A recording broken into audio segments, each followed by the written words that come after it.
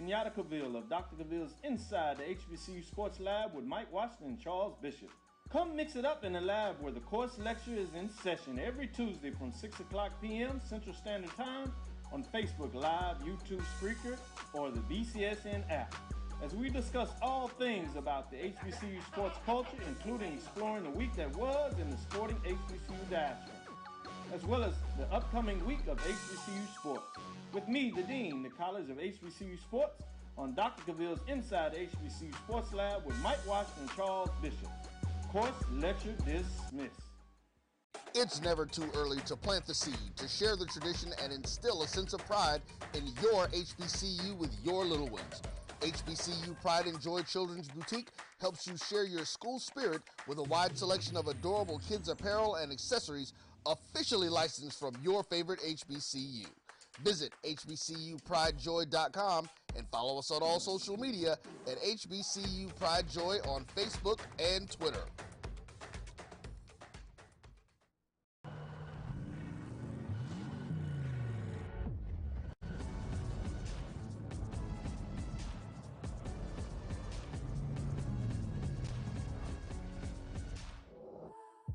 The top HBCU programs in the nation come to Montgomery, Alabama's Riverwalk Stadium this May 11th through 14th for the Black College World Series. The best Black college baseball teams in the NCAA Division II and the NAIA will battle for Black baseball's ultimate pride.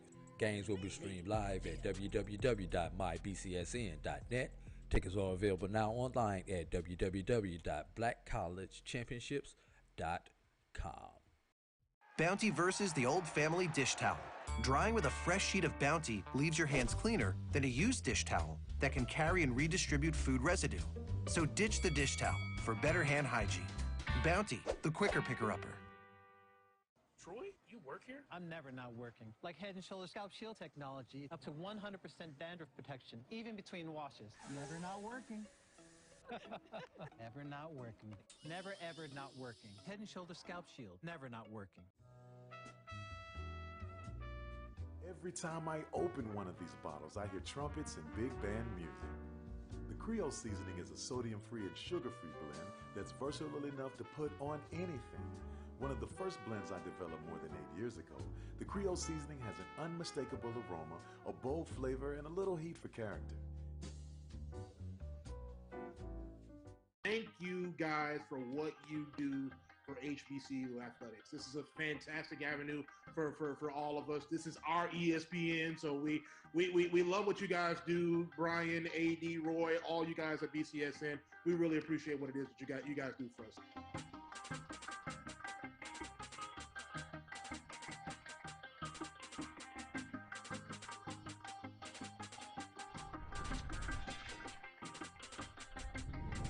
Since 2002, Empowerment Resources, Inc., a nonprofit organization, has empowered more than 1,500 youth and adults in Duval and surrounding counties through its programs Journey into Womanhood, Girls Mentoring, Life Skills for Teens, and Parenting Education Coaching.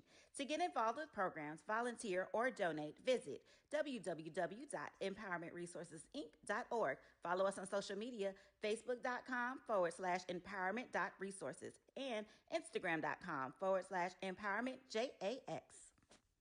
For 200 years, Montgomery, Alabama has been making history by people who had the courage to stand up for change. Today, this riverfront city has been reborn, embracing the past and looking forward to the future. From the National Memorial for Peace and Justice to the stage of the Alabama Shakespeare Festival, this is where history was and is made. We are proud to call Montgomery home, and together, we can be the change.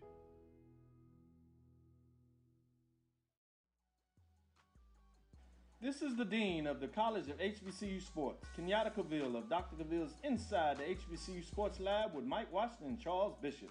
Come mix it up in the lab where the course lecture is in session every Tuesday from 6 o'clock p.m. Central Standard Time on Facebook Live, YouTube Spreaker, or the BCSN app, as we discuss all things about the HBCU sports culture, including exploring the week that was in the sporting HBCU diaspora, as well as the upcoming week of HBCU sports.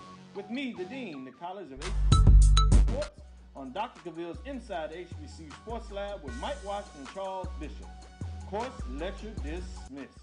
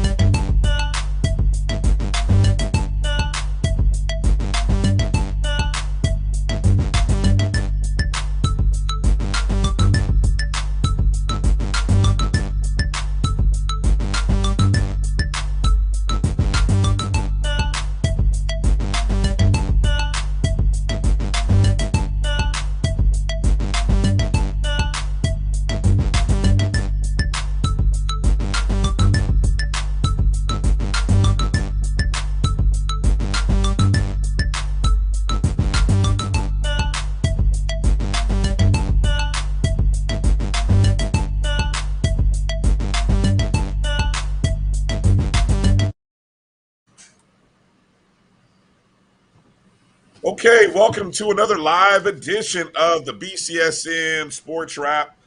I'm Brian Fulford, my partner there, AD Drew.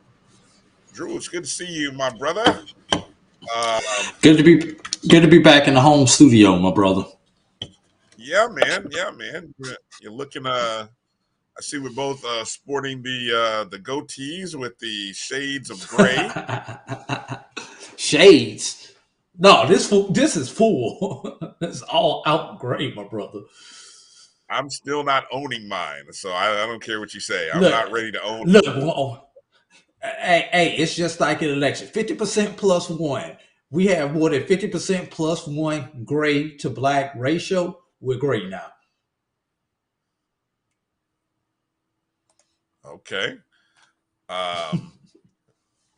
I got you there. I will admit today is going to be one of those weird days where I'm not operating off my normal home internet setup. So hopefully my hotspot holds here in the house. I'm trying to make sure I don't have any other things on that might distract, although I know I'm probably going to be jumpy at times. So I'm going to apologize in advance. I already feel like I'm choppy already. How am I doing so far?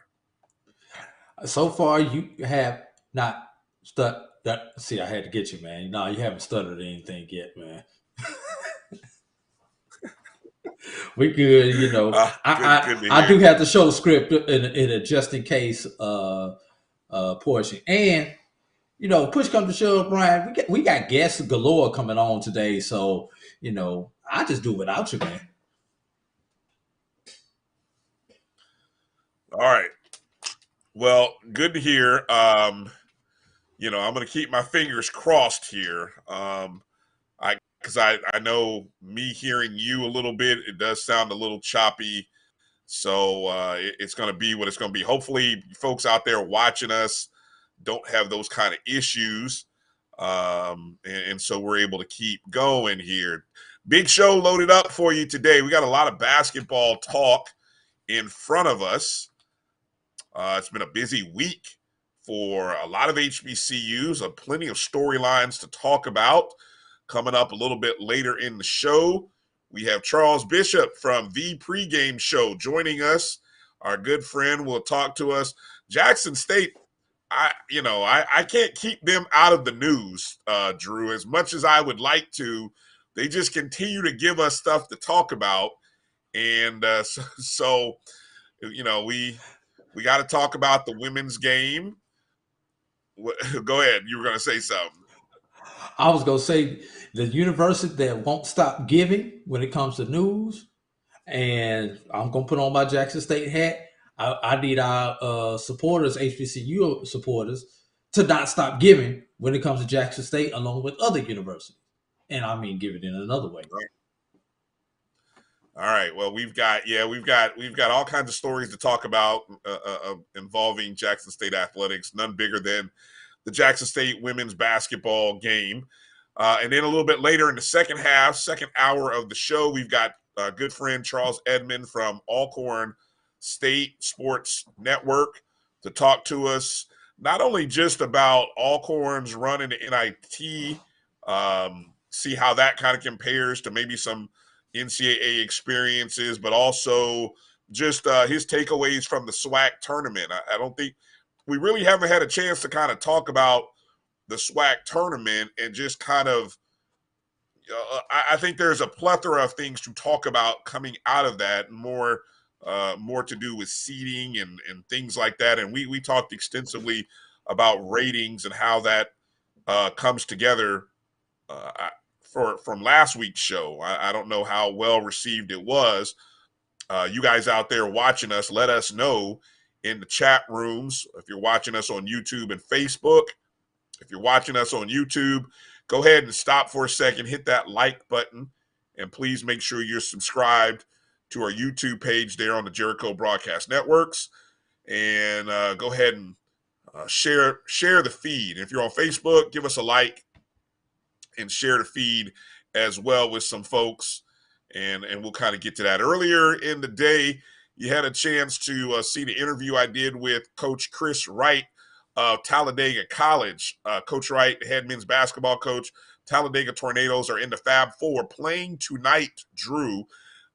They play at so when we're in the second hour, that is when their game tips. So we'll kind of be doing a simulcast watch party. Obviously, we'll be following along with the stats because it's a pay-per-view to watch the Fab Four.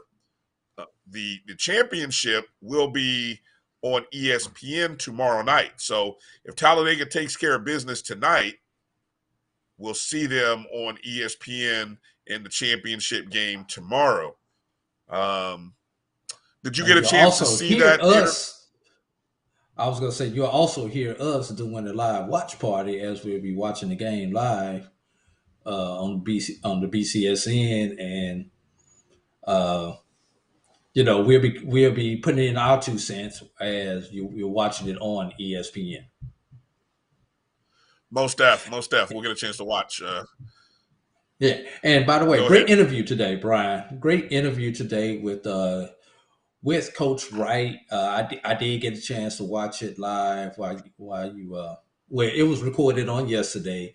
We put it out today, Sunday night. And yes, yeah, it was recorded on Sunday night. Yesterday, you put it out today, this afternoon.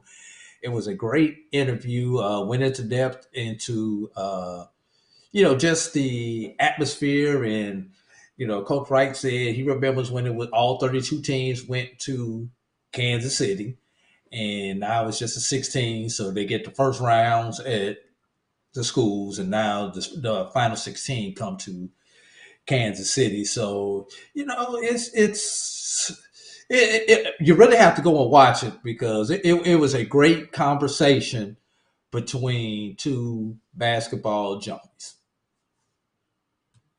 I appreciate you saying that, man. I don't recall the whole 32. Now I know they did consolidate NAIA from, they had a Division I and a Division II, and so is that what he was referring to about how? Yes. You had, okay, so essentially you would have there used to be. No, go ahead. Yeah, and y'all have to excuse us because it's kind of talking over each other because I guess the internet is slowing down our conversations. I'll take blame. It's okay. Yeah, the NAIA used to have a NAIA Division I and an NAIA Division II.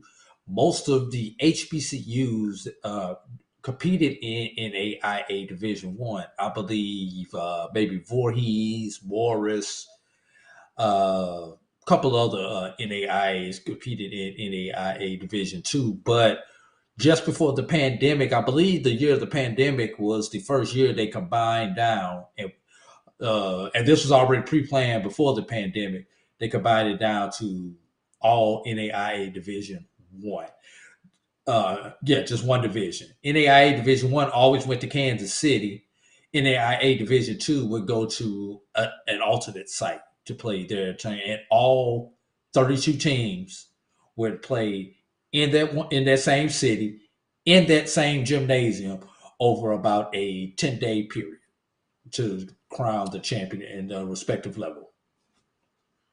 and there's quite a history for HBCUs in the NAIA tournament.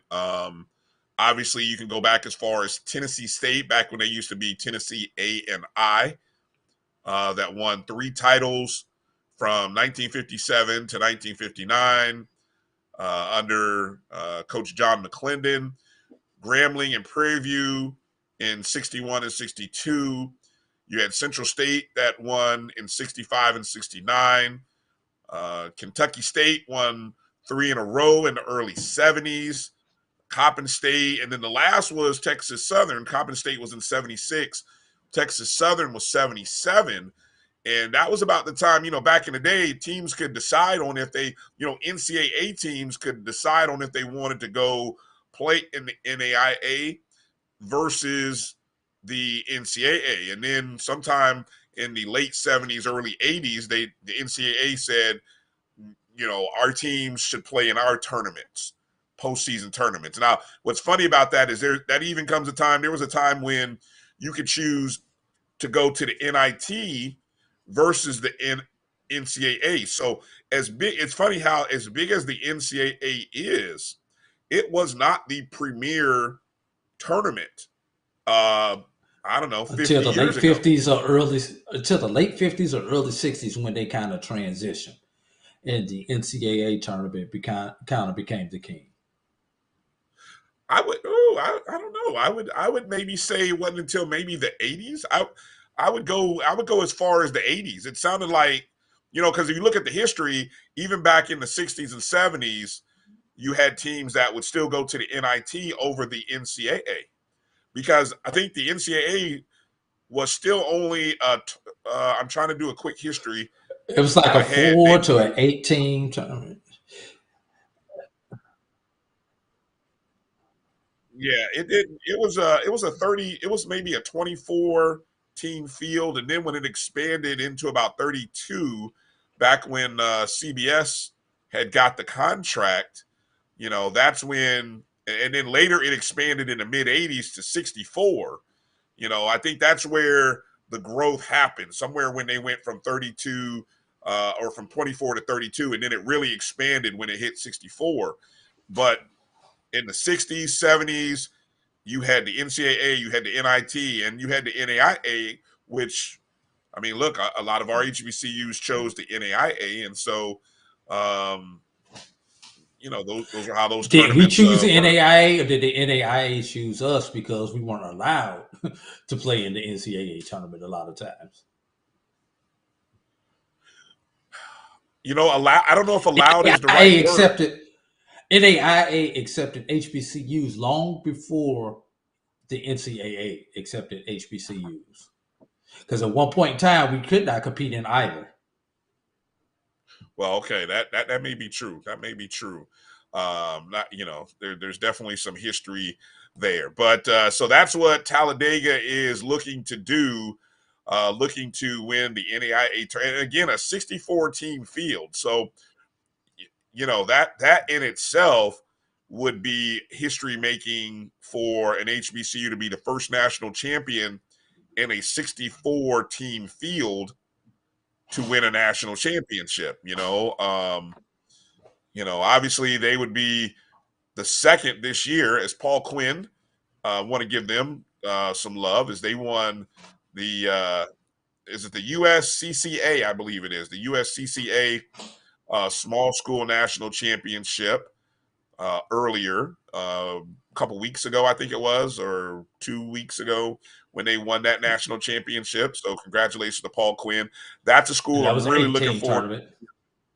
18, yeah, looking forward to seeing what they do next year when they actually have their full membership rights in the Red River. That will be very interesting, because had they been eligible this year, they probably are in the tournament. They might have, they might have had a 1 or a 2 seed going into the Red River based on their schedule and based on the way they performed. So we'll be watching and talking about that. Let's get ready to get into a little conversation, Drew. Quick shout out to some of the folks who've already jumped in: Tamara T, Mary 305, Karen Griffin. Appreciate you all for jumping in. And yeah, coming up at the bottom of the hour, we'll have Charles Bishop, so we'll get a chance to talk about Jackson State.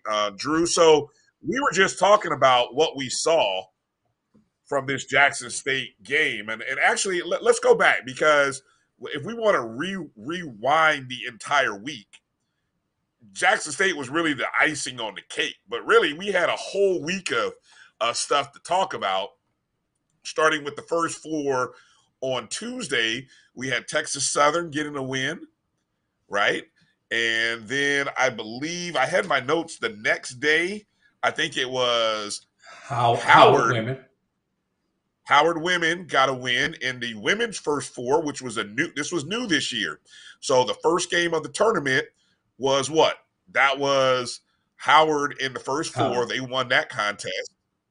Unfortunately, Norfolk State was a 16 seed, losing to Baylor. Let me stop right there for a second, Drew, and ask you, we understand why Norfolk State was a 16 seed. What's your take on the comments from not only Coach Jones, but others about whether they should have been in that spot playing Baylor? I expect that out of Coach Jones. That's his job. He's supposed to politic for his team. He's supposed to do whatever he needs to do to put his team in the best position possible. That's no different than back when you only used to take two teams to the college football playoffs, or four teams in college football playoff, or what Coach Willie Simmons did earlier this year with FAMU football when he got on the media stump and was politicking for his team. That's what he gets paid to do outside of wins and losses. If he's right there on the border, if he's on the cusp, he's supposed to say those type of things. I have no problem with him saying those things. Now, what I have the problem with is the fan saying that Norfolk deserved a better seed, Norfolk got screwed, and et cetera, et cetera, et cetera. All 20-win seasons are not the same. And we discussed this a little bit on Dr. Cavill's Inside the HBCU Sports Lab on Thursday, so I'm not going to go all the way back into it. So you need to go back and listen to the last episode. If my producer could tell me what episode number that was of Dr. Cavill's Inside the HBCU Sports Lab, it's 240-something. 240 what? Either 246 was the Thursday show that you and I did. 245. That's what I'm talking about. It would have been 246 then. Yeah, 246, as there was no Tuesday show due to the NCAA restrictions on media where they were at. So episode 246, I went into it, but I'll sum it up. Norfolk had a weak non-conference strength of schedule. Yes, they beat the teams who were on the schedule, but they had a weak non-conference strength of schedule. They played in conference 32 of 32 conferences, which means they had a weak conference schedule. So when you factor those two things in, even despite the 23 wins on paper, all 20-win seasons are not the same. And that's what happened to Norfolk. So, and it's not all Norfolk's fault. Norfolk can't control that everyone else in the conference has a worse what is an arc that they do. It is up to the MEAC and the SWAC to come up with plans to raise the arcs of their team. Well, let's get real, Brian. The one simple thing you have to do to raise your arc is win. Win. Those quad 3 games, those quad 2 games. Does you no good to be competitive. They don't look at competitive. They look at wins and losses. We've got to win those quad 3 games. You got to win your quad 4 games first. Then you got to pick up some 3s and some 2s in order to get out that 16 seed and that plenty in there. Let's talk about the strategy from a strategic standpoint because I keep going back to, in order for the SWAC and the MEAC, not only in men's basketball but in women's basketball, to get out of the 32, 31, 30 spot in the conference ratings, there are things that have to happen to move them up into that level where they're maybe in the mid-20s, maybe I don't know if the right way of saying this is low 20s, like the 21, 22. But I think something has to happen to try to get the SWAC and the MEAC into those other conferences. You know what I'm saying? Because right now, what's affecting them is the inability to have a good conference rating. The lack of a good conference rating is hurting what's happening on the other side. And when I'm saying what's happening on the other side, I'm talking about Jackson State outperformed the SWAC rating, Jackson State's women, right? Jackson State's women had a better net rating because of their non-conference and their regular season where they won 21-0. They outperformed 11 other squads. Now, the negative to that, you may say, is where did they end up? They ended up where? As a 14 seed against LSU.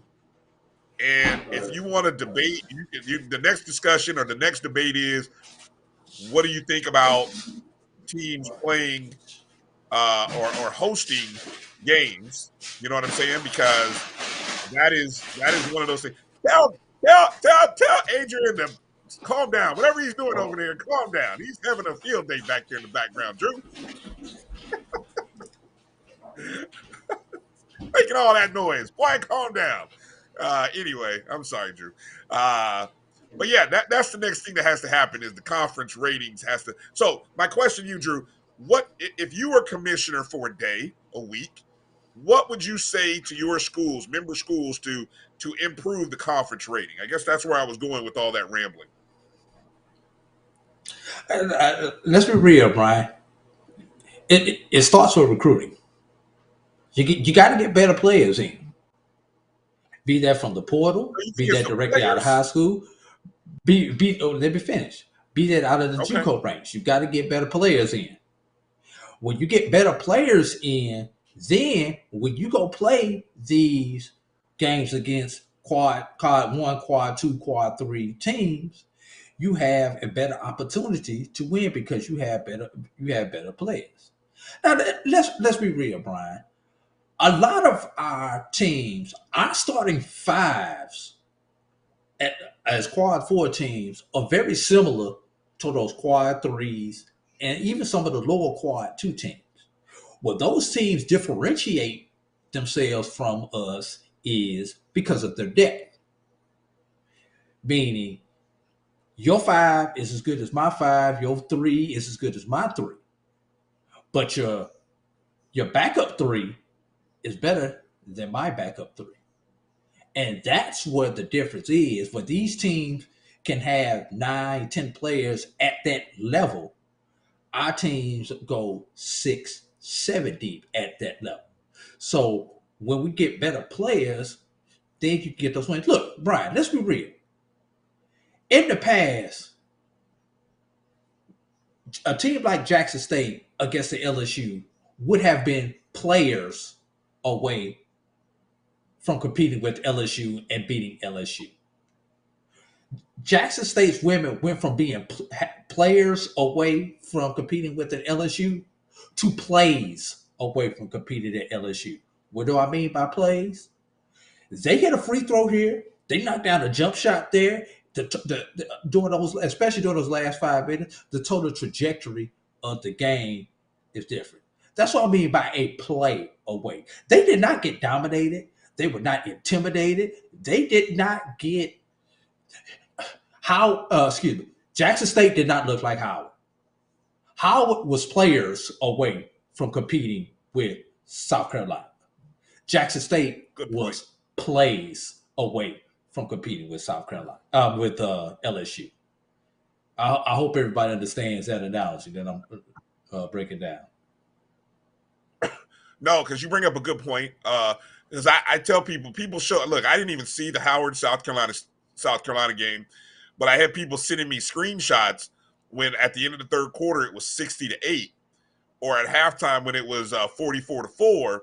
And my first response to people was South Carolina State would have, or it's not South Carolina, South Carolina would do that to about 250 other schools in NCAA.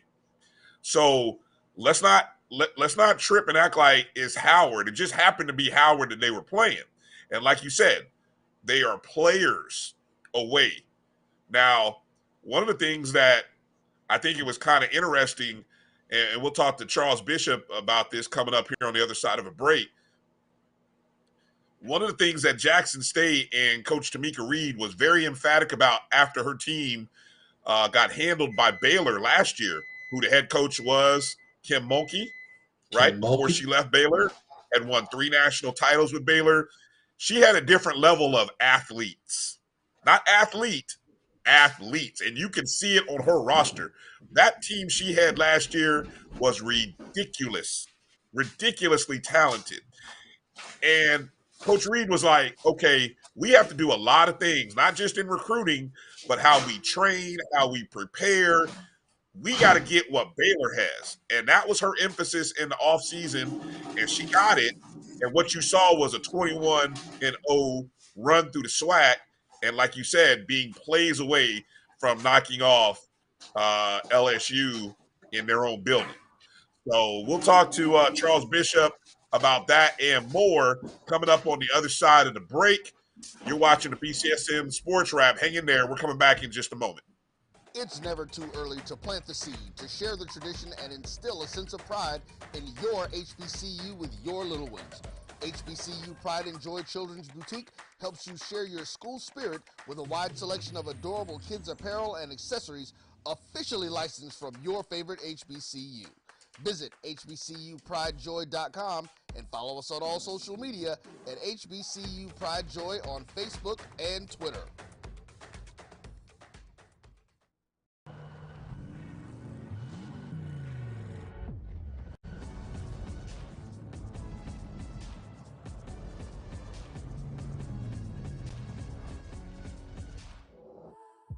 The top HBCU programs in the nation come to Montgomery, Alabama's Riverwalk Stadium this May 11th through 14th for the Black College World Series. The best Black college baseball teams in the NCAA Division II and the NAIA will battle for Black baseball's ultimate pride.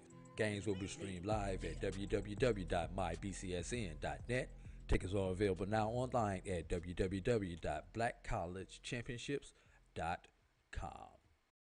Bounty versus the old family dish towel.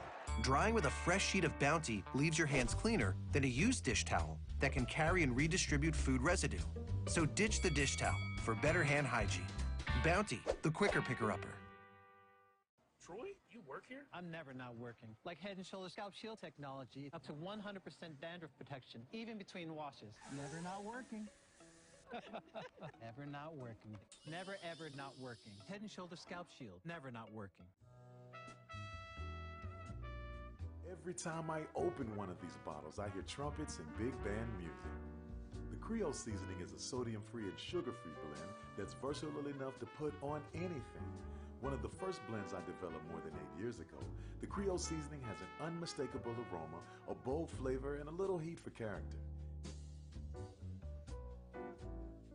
Since 2002, Empowerment Resources, Inc., a nonprofit organization, has empowered more than 1,500 youth and adults in Duval and surrounding counties through its programs Journey into Womanhood, Girls Mentoring, Life Skills for Teens, and Parenting Education Coaching.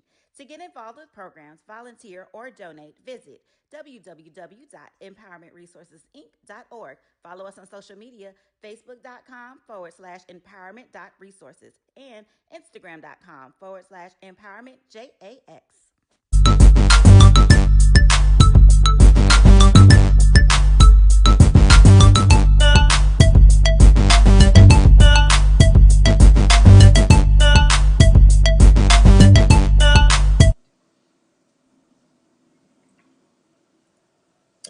Welcome back to the BCSN SportsWrap. Bryan and AD here, and joining us as always, a pleasure to have a good friend on from the Pregame Show and Dr. Cavil's Inside the HBCU Sports Lab, Charles Bishop. Charles, I'm assuming you're back from Baton Rouge, Louisiana, after the weekend.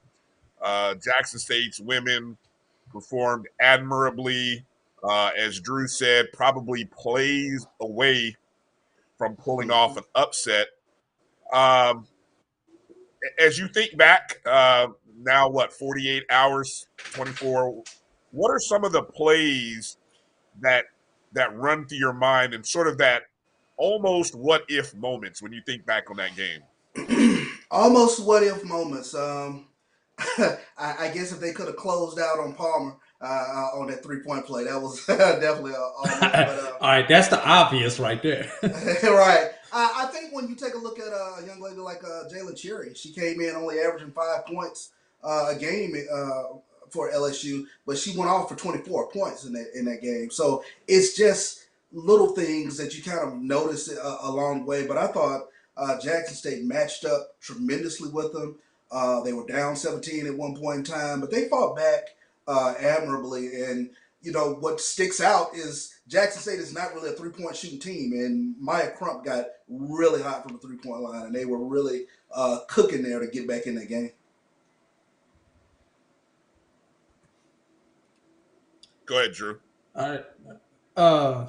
Charles, you know, sat back. I only caught the last 5 minutes of the game live. Jackson State was up 74-64 when I started watching it live, but I did go back the next day and watch the entire game, and it was a game of momentum swings back and forth. But I want you to tell me about something. You know, Deja Rogan. That's all we've heard all season long. But I want to talk about another Deja Woodard, who had an outstanding game. I mean, you didn't see it looking at the stat line.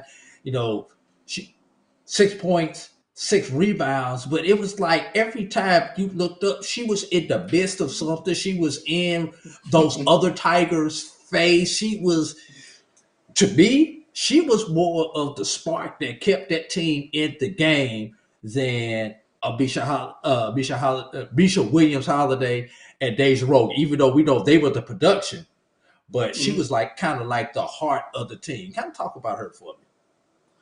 Deja, a spark plug is definitely a word that I would use. She is a very emotional player out there on the court. Sometimes it doesn't always work in her advantage, but I tell you, she is tremendously athletic. She can dunk. She's a transfer from Minnesota. We saw that at the end of the third quarter. If y'all don't know what I'm talking about, go back to the end of the third quarter where she tried to follow up the. I don't remember who missed the layup, but if she caught that thing, oh my God! Yeah. Deja is ridiculously athletic, and what you saw earlier in that game was her and Maya Crump having that Power 5 experience. They were going to be X factors in that game. One of the things that really jumps out is LSU initially in the first half of that game, they were rebounding. They were leading Jackson State in rebounding, which is something Jackson State normally does a very good job in. They're 8th in the nation in terms of total rebounds. And those ladies really got to cooking in the second half in terms of getting on the boards and giving Jackson State, I think, an advantage that they kind of have had all throughout the season in terms of second chance opportunities. They really started hitting the boards really well. And then Deja, she is an Energizer Bunny. Her and LaMiracle Sims, they really are a tremendous front court with Amisha Williams-Holiday. And they really were able to not only even the rebounding, but were able to surge in front of LSU with regards to rebound. Yeah, one other question I wanted to ask you about is size. It for me watching on TV, it looks like there was a tremendous size advantage that LSU had, especially at the guard spot, where their guards were just bigger than you guys as guards. Your guards may have been a hair quicker, but I think it looked like that size ultimately caught up with Jackson State down the stretch and Amisha Williams-Holiday, where she in SWAC played, another team may have one big that can counter her, but when LSU was doubling her with another big, it seemed like that was something that kind of threw her off. And then, so having 3 players her size, she basically won a 6'3", Alabama A&M has a decent front court. Alabama State has a decent front court, but not the size of an LSU. So talk about just the size for both the front and back court. Well, from talking to some coaches around the SWAC, they thought that it would come down to the backcourt play. They thought Jackson State, from a front court perspective, matched up really well. Now, when you took a look at it in the first half of that game, the size was probably a little bit of an issue for Amisha. But it completely flipped, I think, in the second half of that game. And, coming into that game, Coach Reed said that they really matched up very well with LSU. And, I think there was a point in time that you could start to see, well, they do match up very well. Amisha did have a 6'3" center that was playing behind her, and they were starting to front her a little bit there. But she adjusted during the course of the game and was able to get her shot off. Initially, that was an issue. The young lady got 2 or 3 blocks on her, but I thought they adjusted during the course of the game very, very well. And the size did not too much matter. I think, eventually LSU just got the bounces and got the breaks, but I thought both teams really matched up very, very well. Go ahead, Brian. Yeah, it's funny. You talk about the size. The size didn't seem to bother Jackson State this year as it did last year. Last year you could see that Baylor size in that game against Baylor, that the size was just a problem. But probably going through that experience and just the non-conference, I thought they matched up well.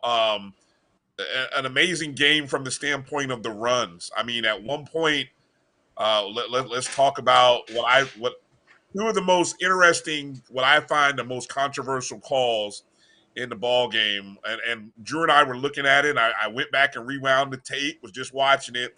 8:44 in the third quarter, the technical foul. But what's crazier is the foul call. The foul call in transition. And I think it's Covington who picks up the LSU player at about the elbow of the free throw line and literally slides down the lane with her hands up. And I tell you, that's the kind of if you call foul at the park on that, we're fighting. Everybody's fighting. I know Drew can't say this, but I can say it. I hope somebody has checked whether it's the alumni card of that official or where that official's from, because that guy needs to get investigated. That was the worst call I've seen in the tournament, next to the call we saw in the men's game where there was no call at half court in that one of those games late last night.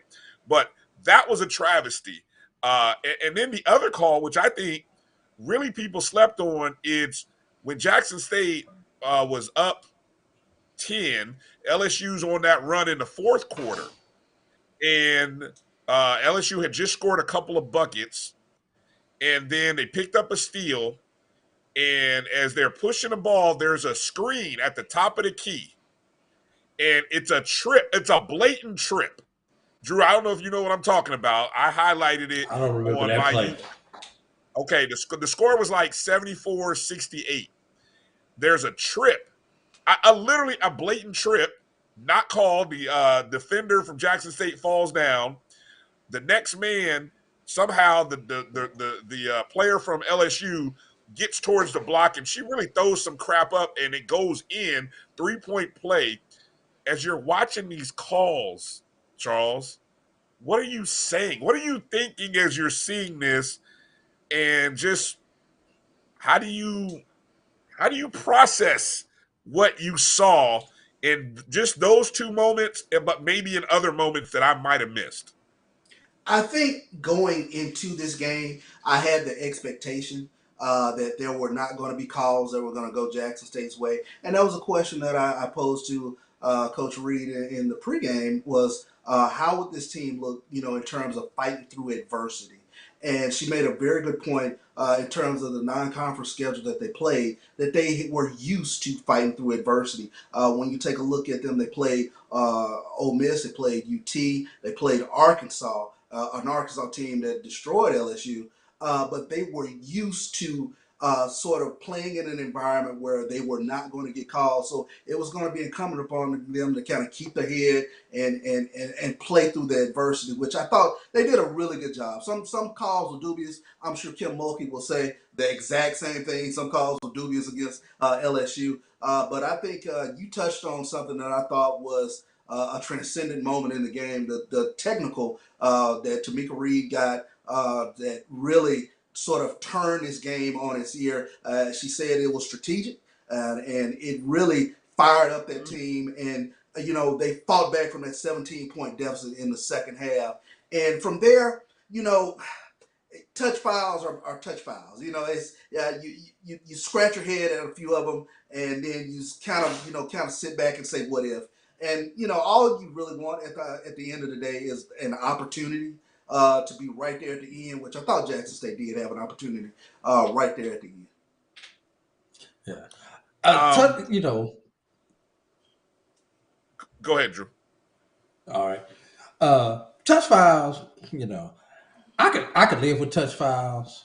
I want to see consistent touch fouls. When I mean consistent, first quarter, fourth quarter, home team, away team. If then players can adjust to the referees.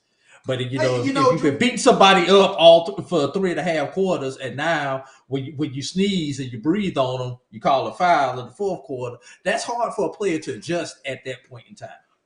I think you can make an argument, and the environment in there was crazy. I think you can make an argument that at times referees kind of got caught up a little bit in the environment, which we know sometimes happens. And I think when teams were making their runs, I think both coaches would make the argument that in some ways the referees were kind of caught up in the moment, if you will, because as for as many people as LSU had in that building, Jackson State did a tremendous job representing with regards to their fan base. They made quite a bit of noise, and I think Kim Mulkey would make the same argument that that there were times Jackson State's fan base was making so much noise that referees kind of got caught up a little bit there too. So 6 in one hand, half a dozen in the other.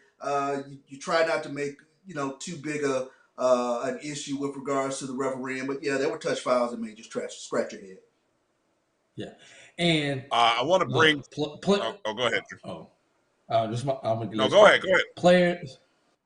Players feel momentum swings, coaches feel momentum swings, fans feel momentum swings, and of course the officials feel momentum swings in a game. Sure. And I want to talk about something that happened down the stretch that did not break LSU's momentum. The technical foul. When LSU was on their run for the second delay of game, Jackson State goes to the line to hit for the 2 free throws, missed both, and then on the subsequent inbounding of the ball, turned the ball over. So that instead of that being the opportunity to break the momentum that LSU had, Jackson State was not able to break that momentum, and then honestly, from there it was all down. It was all downhill. So my question to you, Charles, is, for lack of a better, what happened the last 5 minutes to Jackson State, in your opinion? What do you think happened?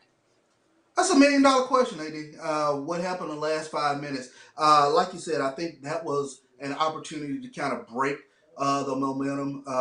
Jackson State called timeouts, I thought, to kind of calm things down. But it was just one of those things. If I could put my finger on it, I could. I didn't think they got good shots up toward the end, and it was tough contested shots. You take your hat off to LSU in a lot of cases. They ratcheted up the defense at the appropriate time. And the reality of it is they hit big shots down the stretch. I mean, I can't put my thumb on something that happened to where Jackson State, I felt they did something wrong that could have stopped that LSU run. At the end of the day, unfortunately, it just wasn't in the cards. Look, Jackson State justified their number 14 ranking, but LSU justified their national ranking in that game. Go ahead, Bryan. Let's. I want your reaction. Obviously, after the game, a lot has been made of not only Kim Mulkey's comments, but Coach Reed's comments, and a part of Coach Reed's post-game comments has gotten a lot of play. It's well said by her about what this team has had to fight for. But I, in particular, want you to listen to this is about a minute and 20 clip of that post-game and the question. It's beautiful. It's a great question, well asked, and well answered. But I want you to catch the last 10, 15 seconds, Charles, and tell me if you understand, or you can tell me what Coach Reed is speaking on.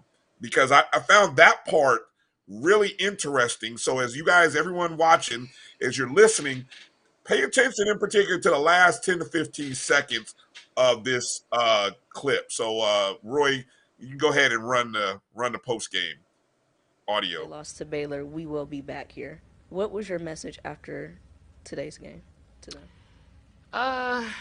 Honestly, my message after today's game was we have to continue to fight for our institution, for our conference. We have to continue to fight for our culture. We have to continue to knock on walls to get respect. We're knocking on walls. You've accomplished some things that hadn't been accomplished in this program and in this conference. But now it's time to come back and knock the walls down. We have to make a strong statement in preseason next year, another strong statement.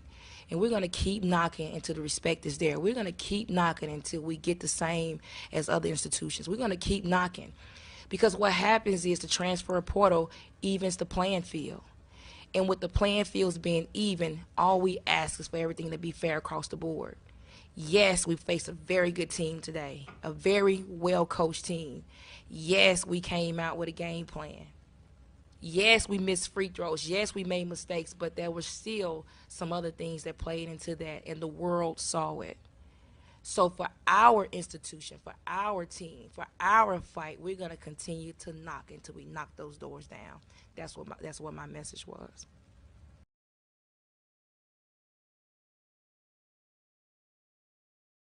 Had a few audio difficulties there, but we caught that. I don't know if you caught the last part where she said the world saw it. There were some things there. Did you happen to catch that? Yeah.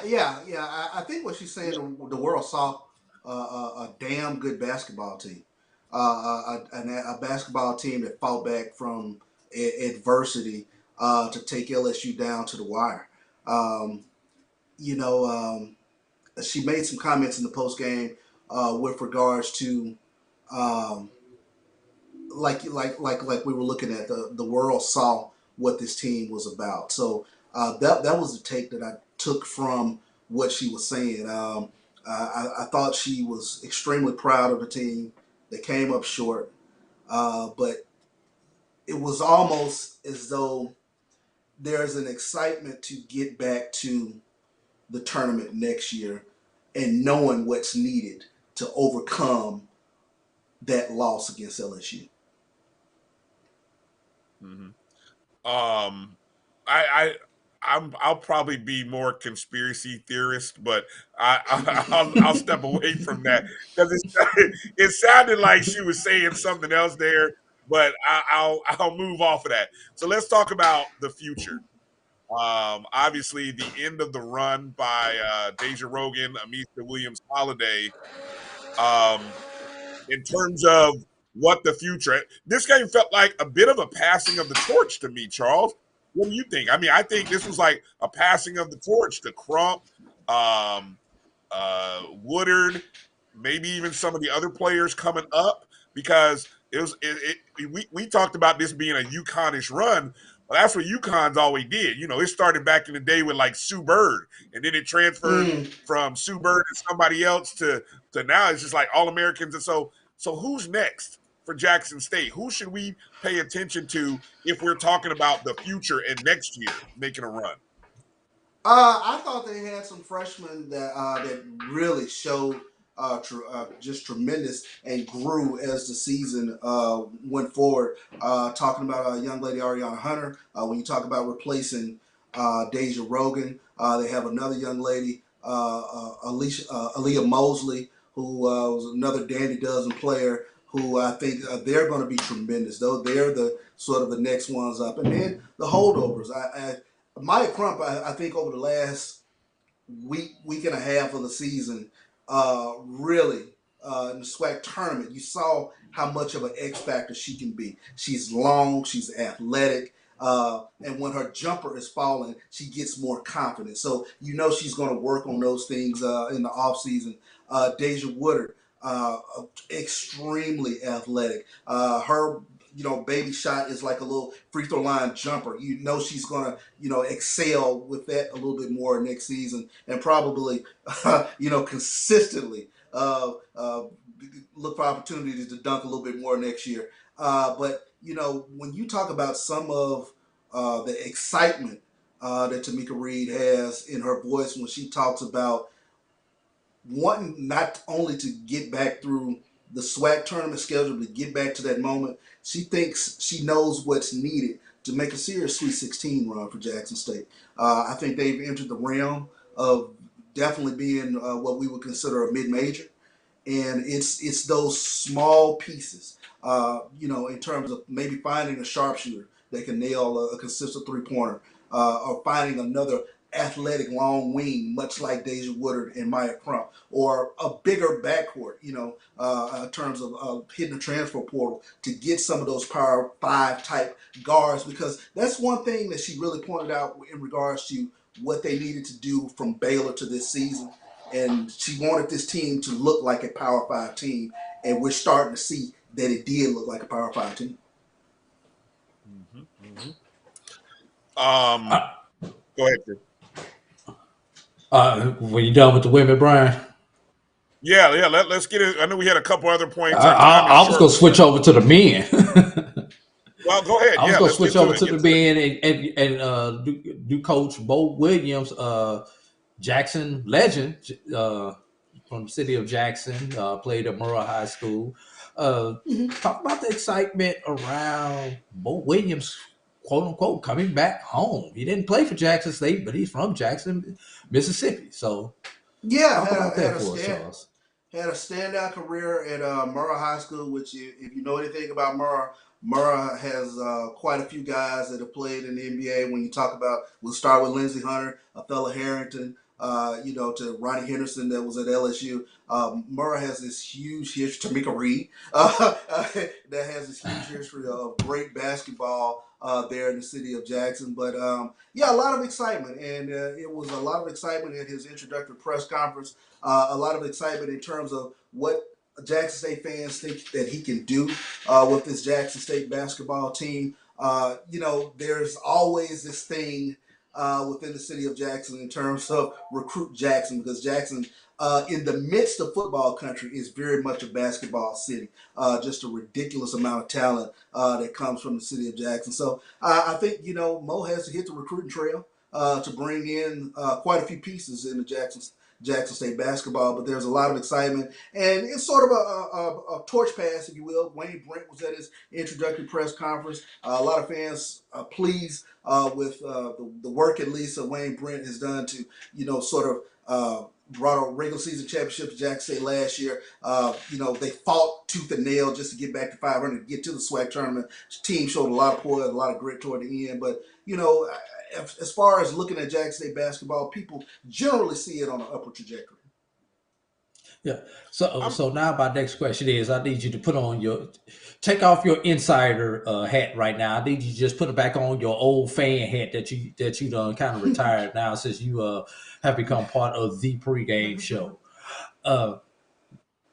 Do the Jackson State fans and alumni think, with these high-profile coaches that you guys have there at Jackson State now, do they honestly think that these people are using these as stepping stone jobs, or is Jackson State seriously becoming a perennial mid-major destination type job? What is the pulse of the alumni and fans as far as that is concerned? I don't know if you're looking at it as stepping stone type jobs, but definitely, and it was what I've told fans, just live in the moment, enjoy the now. You know what I mean? Instead of worrying so much about what's going to happen 2-3 years from now, enjoy the fact that you have an NFL Hall of Famer that's coaching your football team. You got a person who's won an NBA championship that's coaching basketball. Enjoy it. Enjoy it for what it is right now, and let's just see what happens. Obviously, if you have success, people are going to come and call. I mean, that is the nature of the beast, but it's okay. What you would love is for the time that they are in the seat, the first chair as head coach, that they make that chair one of a destination spot for whoever comes behind them. Let me ask this. Let me take that question another way, because what I find is I'm not familiar with Mississippi culture, the environment. I honestly, I don't think I have. I've probably driven through Mississippi, but I was asleep when it happened. So I'm not trying to be funny. I'm just saying I can't wait for the moment when I get to hang on your coattails, Charles, and watch what Mississippi and Jackson is, because I'm just gonna follow you, to be honest. I'm not going anywhere. I'm gonna be right behind you and Neely wherever I go. Either him or Neely, one of the two. I'll be behind one of the two. I'll be behind one of you too. But you brought it up. We talked offline, and we talked about Tamika Reed being a hometown girl. Mo Williams, a hometown guy. I got to think, for the area and the community, that's a big deal. It would see, always coming home doesn't always work. And sometimes it brings a lot of pressure.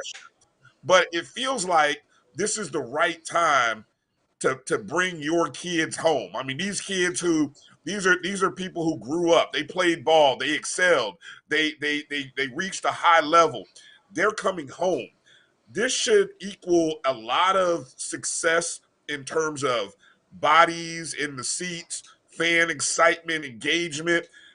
Am I on the right track with that? I mean, it feels like more happy homecomings. We laughed about the LeBron "I'm coming home," but I mean, I feel like that those homecoming songs should be playing all over the place in Jackson. I mean, tell me about the culture and environment.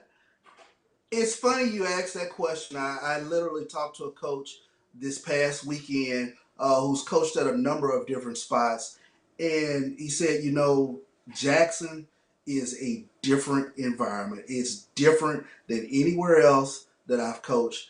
When you win in the city of Jackson, the state is your oyster. He made a joke. He said, my country club membership is because I coached and I won at Jackson State. And it wasn't a person that looked like me. So he made, an interesting point, and he's like, you'd be very surprised, for lack of better words, how many other people come up to him and say, hey, I saw your game and watched your team. I love it. And, he said it was just a different environment. And I've said this in regards to football. In so many ways, Jackson State's fan base is a different sort of fan base. If you came up with this Jackson State team, especially in the 70s and 80s, Jackson State was your pro team. New Orleans Saints weren't exactly good. The teams in state, Mississippi State, Ole Miss, USM, would have one good year, down 3 years, that sort of thing. So Jackson State was a perennial winner in the 80s, 90s. It fell on hard times in 2000s, but that sentiment has never left. This is a fan base that absolutely loves Jackson State. I say it all the time. There is probably 30% of the population of Jackson that's never set foot on the campus of Jackson State University, and they're the most diehard Jackson State fans. So, coaches who come there, they understand that pressure. They understand that this community loves Jackson State like no other. And I've joked with Ashley Robinson about this. Depending on the day, he's either the most powerful person in Jackson or the head football coach is the most powerful person in Jackson. Forget the mayor, forget the governor, whatever the case might be. But it is that sort of community. It's that sort of environment. Okay. All right. I appreciate you. And like I said, I am waiting to come to Jackson, and like I said, I will be hanging on your coattails. So I'm just giving you the heads up now. No problem. I got you, Bryan. I appreciate it. Hey, you've been gracious with your time this evening. We appreciate you, Charles, and all of your insight. Charles will be on tomorrow night with Dr. Cavill on Inside the HBCU Sports Lab, 7 p.m. Eastern, 6 Central, right here on the Black College Sports Network. We're going to take a break, come back on the other side. I think we got another Charles joining us, Charles Edmond. So that'll be on the other side after this break. Thanks again, Charles Bishop, and we'll be back right after these words. For 200 years, Montgomery, Alabama has been making history by people who had the courage to stand up for change. Today, this riverfront city has been reborn, embracing the past and looking forward to the future. From the National Memorial for Peace and Justice to the stage of the Alabama Shakespeare Festival, this is where history was and is made. We are proud to call Montgomery home, and together, we can be the change.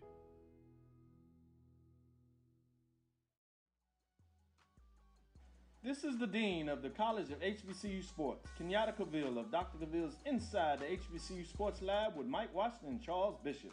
Come mix it up in the lab where the course lecture is in session every Tuesday from 6 o'clock p.m. Central Standard Time on Facebook Live, YouTube Spreaker, or the BCSN app, as we discuss all things about the HBCU sports culture, including exploring the week that was in the sporting HBCU diaspora, as well as the upcoming week of HBCU sports. With me, the Dean, the College of HBCU Sports, on Dr. Cavill's Inside HBCU Sports Lab with Mike Washington and Charles Bishop. Course lecture dismissed.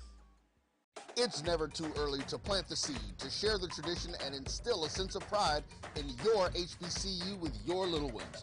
HBCU Pride and Joy Children's Boutique helps you share your school spirit with a wide selection of adorable kids' apparel and accessories officially licensed from your favorite HBCU. Visit hbcupridejoy.com and follow us on all social media at HBCU Pride Joy on Facebook and Twitter.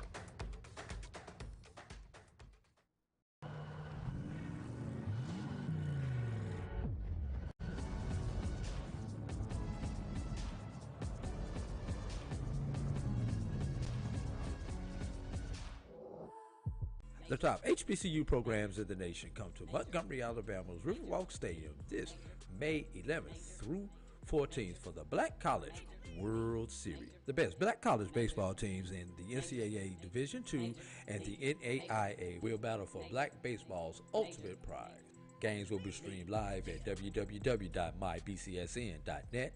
Tickets are available now online at www.blackcollegechampionships.com. Bounty versus the old family dish towel. Drying with a fresh sheet of Bounty leaves your hands cleaner than a used dish towel that can carry and redistribute food residue. So ditch the dish towel for better hand hygiene. Bounty, the quicker picker-upper. Troy, you work here? I'm never not working. Like Head & Shoulders Scalp Shield technology, up to 100% dandruff protection, even between washes. Never not working. Never not working. Never ever not working. Head & Shoulders Scalp Shield, never not working. Every time I open one of these bottles, I hear trumpets and big band music. The Creole seasoning is a sodium-free and sugar-free blend that's versatile enough to put on anything. One of the first blends I developed more than 8 years ago, the Creole seasoning has an unmistakable aroma, a bold flavor, and a little heat for character. Since 2002, Empowerment Resources, Inc., a nonprofit organization, has empowered more than 1,500 youth and adults in Duval and surrounding counties through its programs Journey into Womanhood, Girls Mentoring, Life Skills for Teens, and Parenting Education Coaching. To get involved with programs, volunteer, or donate, visit www.empowermentresourcesinc.org. Follow us on social media, facebook.com/empowerment.resources and instagram.com/empowermentJAX.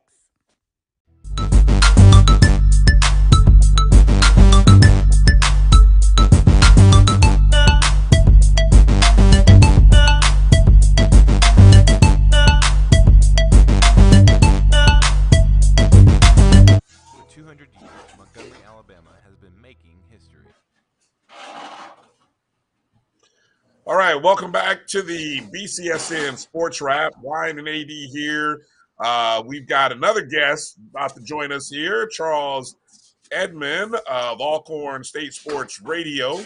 And Charles, how you doing there? Good evening, guys. How you doing? Doing Doing well, fine, man. brother. Good to have you. Good to have you. Ask my producer to mute himself in the background. We've got a watch party going on here in this hour of the show because we've got Talladega College that's going to be playing in the semifinal Fab 4 NAIA coming up sometime in the next 20 minutes against Thomas More of Kentucky. Loyola, also of the Southern States, they just advanced to the championship game by a score of 82-70 over Arizona Christian. So the winner of Talladega and Thomas More will face Loyola. And if it just so happens to be Talladega, it'll be the fourth time that these two teams will have played, twice during the regular season, one time in the championship game. And then for all the marbles, man, you talk about what is there an analogy about beating someone 4 times? I know usually it's like you can't beat anybody 3 times, but I think there's got to be a new analogy, right? Right, Charles? Yeah, they say the 4th time is the charm, the 3rd time is the charm. I mean, that's a new one. It just shows you if you think you know stuff and you don't. 4 times you meet in one season. That is unbelievable. I tell you what, there are no secrets for sure. Everybody, those two teams know each other so well. There are no secrets for sure. Right, exactly. I mean, there are definitely no secrets when you got to play somebody a 4th time. I can't even imagine as a coach what's that like. I mean, you're probably going back through those 3 game films, like telling your assistant coaches, "Can somebody find something? Is there a tendency to get us over the hump?" Yes. Yeah. It's almost like AAU season when you keep saying seeing the same team in tournament week after week after week during the AAU season. That's almost what it feels like. Yeah, I guess I can relate to it a little bit because when we played Texas Southern in the championship game, I just happened to be in the film room at the hotel when they were breaking down film of Texas Southern, and they went back and looked at the first 2 meetings between Alcorn and TSU, and then the TSU Grambling game. I mean, Landon Bussey was all over it, was all on it. Even going back to the first meeting and the second meeting. So there are no secrets, there are no surprises. You don't have to coach your team up. That's for sure. It's no coaching or teaching. If you're not ready to play, then you won't be playing. And I think when you're seeing a team for the 4th time, you don't have to worry about the coaching aspect of it. Right. So since you kind of started there, it's kind of one of the things we wanted to kind of catch up on. We haven't had a chance to talk since the busy period of the SWAC tournament and then, of course, Alcorn going to the NIT, and then it's just been a busy week for everybody. Alcorn gets to the championship game as the 1 seed, but I think they just ran into Texas Southern playing at their supreme best. And it's like it's hard to – but Charles, that game was – it was almost like that game was – it was a close game. Alcorn was there. And then all of a sudden you look for the last 10, 15 minutes and they weren't. What's your take on, or what did Coach Bussey say about that last 10 to 15 minutes where it got away from them? Texas Southern was the tougher team. Texas Southern had 9 blocks. Texas Southern got the 50-50 balls. And what we mean by that, loose balls on the floor, coaches call them, I call them 50-50. It goes either way. Throughout the course of the tournament, throughout the course of the 2 meetings during the regular season, the Braves got their share of those, more than their share. And that's how, in part, they were able to beat Texas Southern during the regular season twice, 2 close games. But, if you go back to that game, if you go back to the tournament overall for Alcorn, we really didn't shoot the ball that well overall. We trailed by 8 and then by 9 in the quarterfinals and semifinals. We played like heck to stay in it, but the last 15 minutes, Texas Southern guarded the perimeter. They guarded their yard, as Landon Bussey says. They guarded the post, 9 blocks, and we just couldn't get anything going. And I think it unfortunately, the bad spells caught up with us in the championship game. Texas Southern was a little bit more hungrier, more grimier, as Landon Bussey likes to say, more determined in that last 15 minutes. And they knocked down shots, and we didn't. So, congratulations to Texas Southern. It's hard to beat a team 3 times. And it just shows you, for all the talk about Johnny Jones and the job that he's done there, taking over for Mike Davis. He won the big games when it counts in the tournament. And for us, we were on a pretty good run. I mean, a team that finished 7th or 8th. We made it all the way to the championship, won the regular season. But it was the last 15 minutes was just gut check time for Texas Southern, and they made the tough plays. We didn't. We didn't make the tough plays. They made the tough shots. We didn't. We did the first 2 games of the tournament. And Texas Southern pulled away. That was the most points we gave up throughout the course of conference. The biggest deficit that we ever faced in the last month of the season was 14 against Grambling midway through. So we had been in that position. And clearly Texas Southern showed their mettle. Texas Southern showed their experience. And Texas Southern showed their toughness. I'm going to come with a different perspective, Charles. Conference champion. But I'm going to be honest with you. I don't think Texas Southern could have drawn a worse set of matchups for a conference champion. Texas Southern. Alcorn could have drawn a worse set of matchups than Alcorn did as a number 1 seed. I've said it from the beginning. No one wanted to face Prairie View in the first round. Unfortunately, you guys had to face Prairie View in the first round. Game went to overtime. Then you had a tough semifinal matchup. Do you think maybe Alcorn just didn't have any legs left? I mean, because you guys probably had the toughest road in the SWAC tournament to get to the championship. A heck of a lot tougher competitive wise than it seemed like Texas Southern's road was. Well, I mean, if you look at our first game, Landon Bussey facing his old team in Prairie View. He was the lead assistant at Prairie View for 6 seasons. And that game was emotionally draining for him.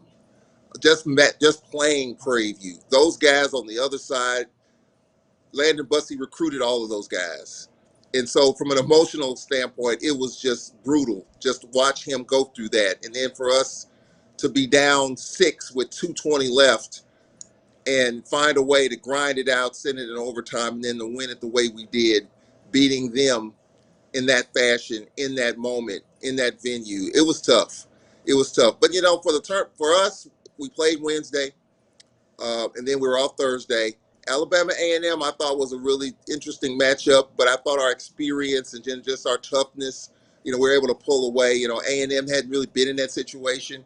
I thought maybe FAMU was going to beat Alabama A&M. I hadn't seen FAMU personally until the tournament, and they're just athletic, long, and lanky. And I said, well, we may be facing Florida A&M in the semis, but A&M found a way. Alabama A&M found a way to get it done, and I think we just wore them down. And then someone brought up an interesting point. You play the late game on Friday, and then you turn around and you play at 5 o'clock Saturday. I do think that may have had something to do with it. I just think we might have just ran out of gas in a way. But look, with 15 minutes, we were right there. And we've had some grind out games the last month of the season. So you just had to assume that, we can find a way to get this done as well for all the marbles. But we didn't. And Texas Southern's experience, their size, and their toughness showed. And I have to agree, some of it was the point that maybe we just ran out of gas. Texas Southern won their semifinal by, they just blew Grambling off the map there. And so I think that played a factor. So coming out of that, Alcorn earns the bid to the NIT. And honestly, we talk about rough matchups. You draw a game against a team that many people, including myself, was questioning how in the heck is Texas A&M not in the NCAA tournament, yet they're in the NIT.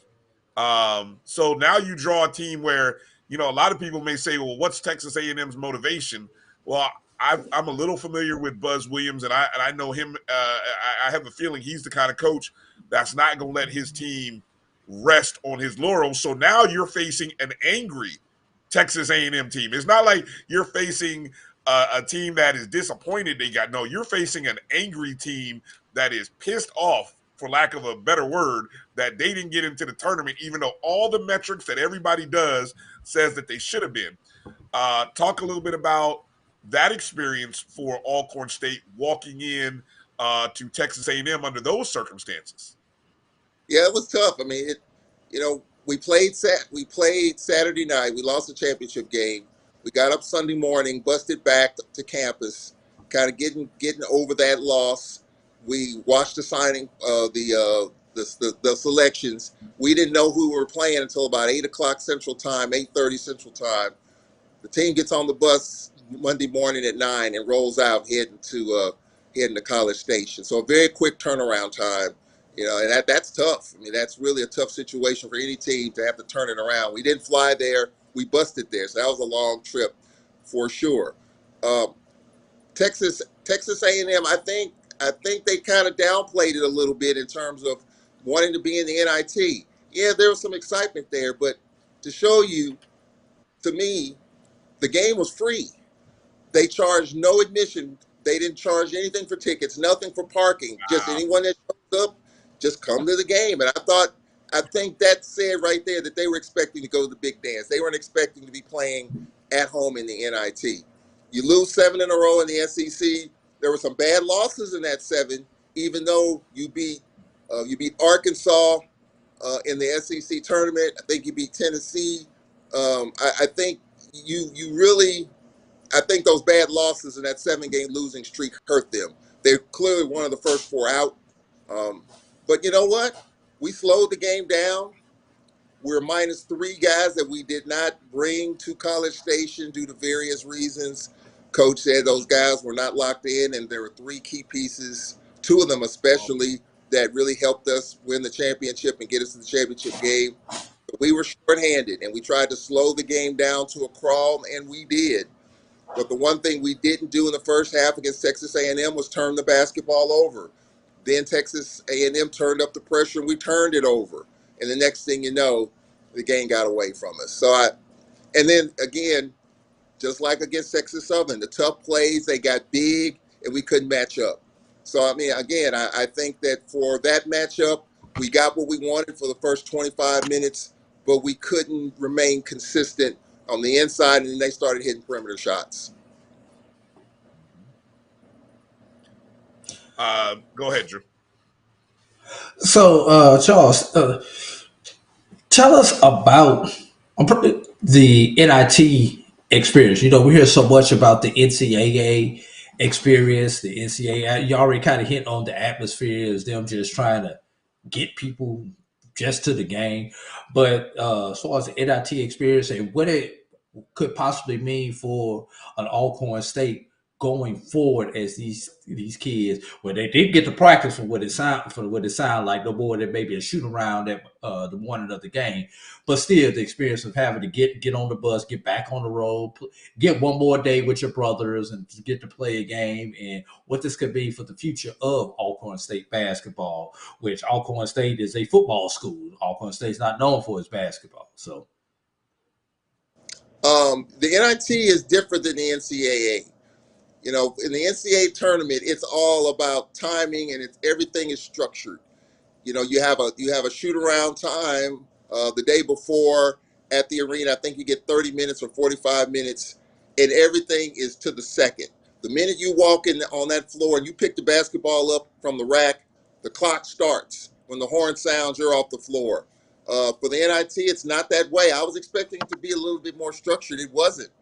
I was expecting a press conference maybe the day before, the day of the game. We didn't have that. Now, there was one after the game. So I think the NIT is a different experience than the NCAA tournament, but I do think the NIT is a very valuable tournament for our teams to get in and be a part of, because you're playing probably, Texas A&M was one of the first 4 out. So you're looking at a top 40 program that you're playing. So how do you match up? How do you stack up? And I think clearly it's a tournament worth participating in. It's one that I think it'll show everyone across the country that SWAC teams can't compete against some of the top 50 programs. Because look, We could talk about Jackson State's women and what happened there, and I think what Coach Reed said was profound. We got to beat some of these teams. Getting to the dance is one thing, competing is another, but we need to get over the hump and win these games. Jackson State was in a winnable situation. We were in a winnable situation against Texas A&M. So going forward, I think the NIT, of course, the NCAA, we got to find a way to get over that hurdle. Like Coach Reed said, instead of banging on the wall, we got to kick the wall in. And kicking the wall in, to me, what she said was, we got to win these games. And I think that's what I get out of it as far as the NIT. Great competition, a great run by the Braves. For me, for a team that was picked to finish near the bottom, for us to get as far as we got is unbelievable. Landon Bussey's second season, who would have thought that, 6 months ago? But now we got to get to a point, guys, where we got to win some of these things. We got to win these games. And I think that's got to be the theme in the offseason going forward, and scheduling better, playing better competition to where we get our RPI up for our conference, to avoid a 16, to avoid a 15, to avoid a 14, get to an 11 or 12. We got to get that done in November and December. So it's great competition. It's great for the SWAC. It was great for Alcorn. It was great for Jackson State. But now we got to kick the wall in, as Coach Reed said, and win some of these things. I'm glad you said that, because it's kind of where I was going to go next in our conversation. But what was similar about the NIT and what Jackson State's women had to deal with is the concept of having to play these opening round road games. I think part of that hurdle of us kicking the walls down is realizing you're going into a game. Drew will know this very well. And us as high school coaches, we used to say it a lot. It's 5 versus 8. No, it's 5 versus 30, 5 versus 50, 5 versus 100. It's your 5 against the 3 officials and that entire crowd. That's what Jackson State women had to deal with. I'm sure that's what Alcorn had to deal with when you're going into Texas A&M and they're giving away free tickets. I mean, come on. So you're going up against big hurdles. Let's stop using, as you said, we got to start winning these games. Now, my question, and I'm curious to hear your thoughts on, improving our rating, our conference ratings. We understand. We've had conversations before. We understand what these budgets are and why these games in the non-conference get scheduled. Where's it going to come from, Charles? Who's going to be the one to initiate the change in the philosophy that's going to help us get out of the 30-31 hole? We got to at least get to 25, 26, 24. Great. It's great being in the first. I don't know. The first 4 is like the HBCU Classic. It's really what it's becoming. And it really is. Every year the first 4 has featured an HBCU. The opening round of the tournament, back when they first came up with this extra 65th team, it's always been an HBCU. I think Florida A&M played in the first one. Oh, yes, we were in the inaugural one. Yes, you're right. I don't know. That's something we're a school of first, but that's not one of the first that we want to claim, right? But Charles, who's gonna be the person to step up and come with a philosophy or a game plan that's going to get us out of the hole?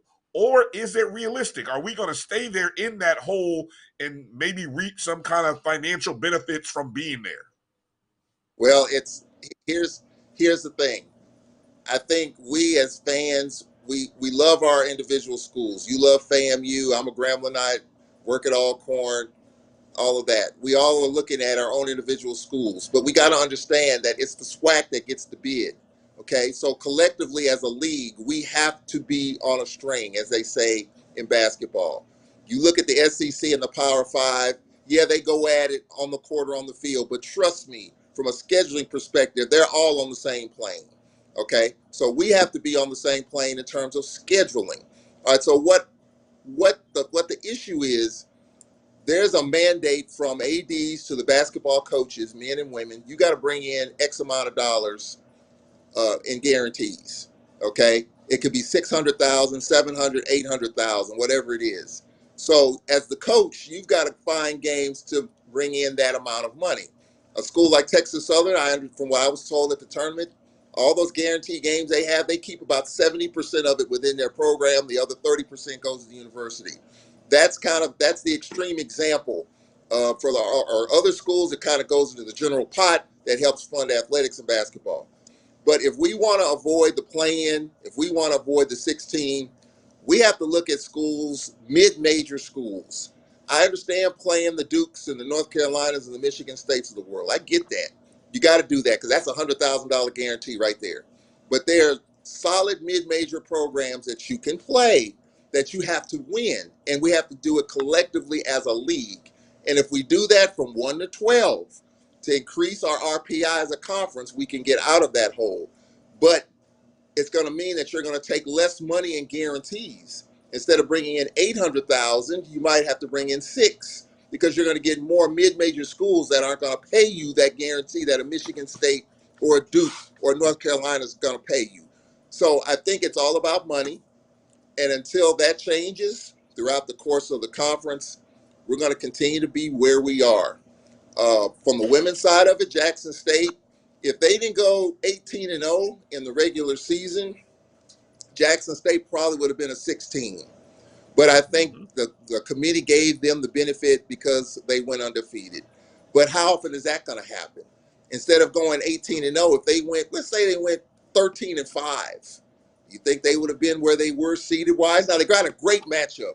It was a terrific matchup, and I thought Jackson State really had a shot, and they did, up 10 with 5 minutes left. They were 2 possessions, 2 stops away from winning the game. It just didn't happen. But we have to work together as a league. All ADs, all men's coaches, women's coaches, CFOs, senior women's administrators, they all have to be on one accord when it comes to scheduling.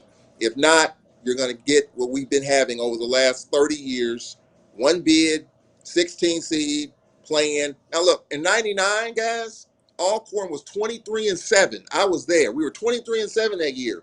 We were a 12 seed. We played Stanford in Seattle. We darn near beat Stanford with Mark Madsen and those guys. So it can be done. It can be done. But you're going to have a team that was terrific like a Jackson State going 18-0, or an Alcorn back in 99 going 23-7, or collectively as a league from top to bottom, we have to schedule more of the mid-majors and win those games. It's not just the more wins. Hey, man, you played well, you played tough. Like Coach Reed said, we got to kick the wall down. That means a win. And she even said it. It starts in the preseason. Unfortunately, Jackson State was 2-6 in non-conference. They played a really good schedule. Miami, and they played Ole Miss, Mississippi State, quality teams. You got to win a couple of more of those. So it's not about playing them. You got to win them now as a conference. And if we do that, we can avoid being the 32nd or 31st conference and getting that 16 or that play-in. I would just hope we can get an 11. Just think if Jackson was an 11 or a 12. Instead of playing at LSU, they might be on a neutral site, and I think their chances are a little bit better. Yeah, if the conference gets to about a 25. Oh. No, go ahead. Finish your point.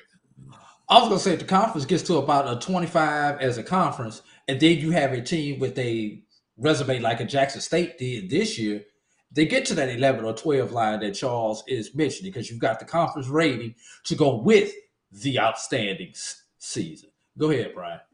Yeah, I was going to say, and I'll add one more point to that. That 99 Alcorn State team, they won the conference title, didn't they? The conference tournament? Yeah. Yes. Jackson State won the conference tournament. Just imagine, and I've been talking about this. This is why when I first saw the concept of the double bye and all these other things, just imagine if there was a slip in that's all it takes in the tournament is a slip, a bad shooting night, missing some free throws. All of a sudden, your best team is sitting at home because we're a 1 bid league. And I mean, with Alcorn in that year, even though they were a 12 seed, if they had lost in the championship round, would they have got an at-large bid into the tournament? Would Jackson State have got? Yeah, right. Would Jackson State women have gotten an at-large bid? Let's just say if somehow they lose in the championship game by 1 point or 2, probably not. No, no. So And that is part of it. right. And I was talking with the guys at ESPN. We had a long conversation at College Station last week about it. And well, first things first, I mean, that large bid is so far down the road, you can't even see it.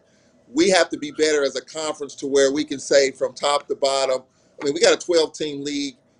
In my opinion, and I follow the committee's ebbs and flows and the mindsets, we got to have at least 6 teams be really, really solid to help bolster the league's case.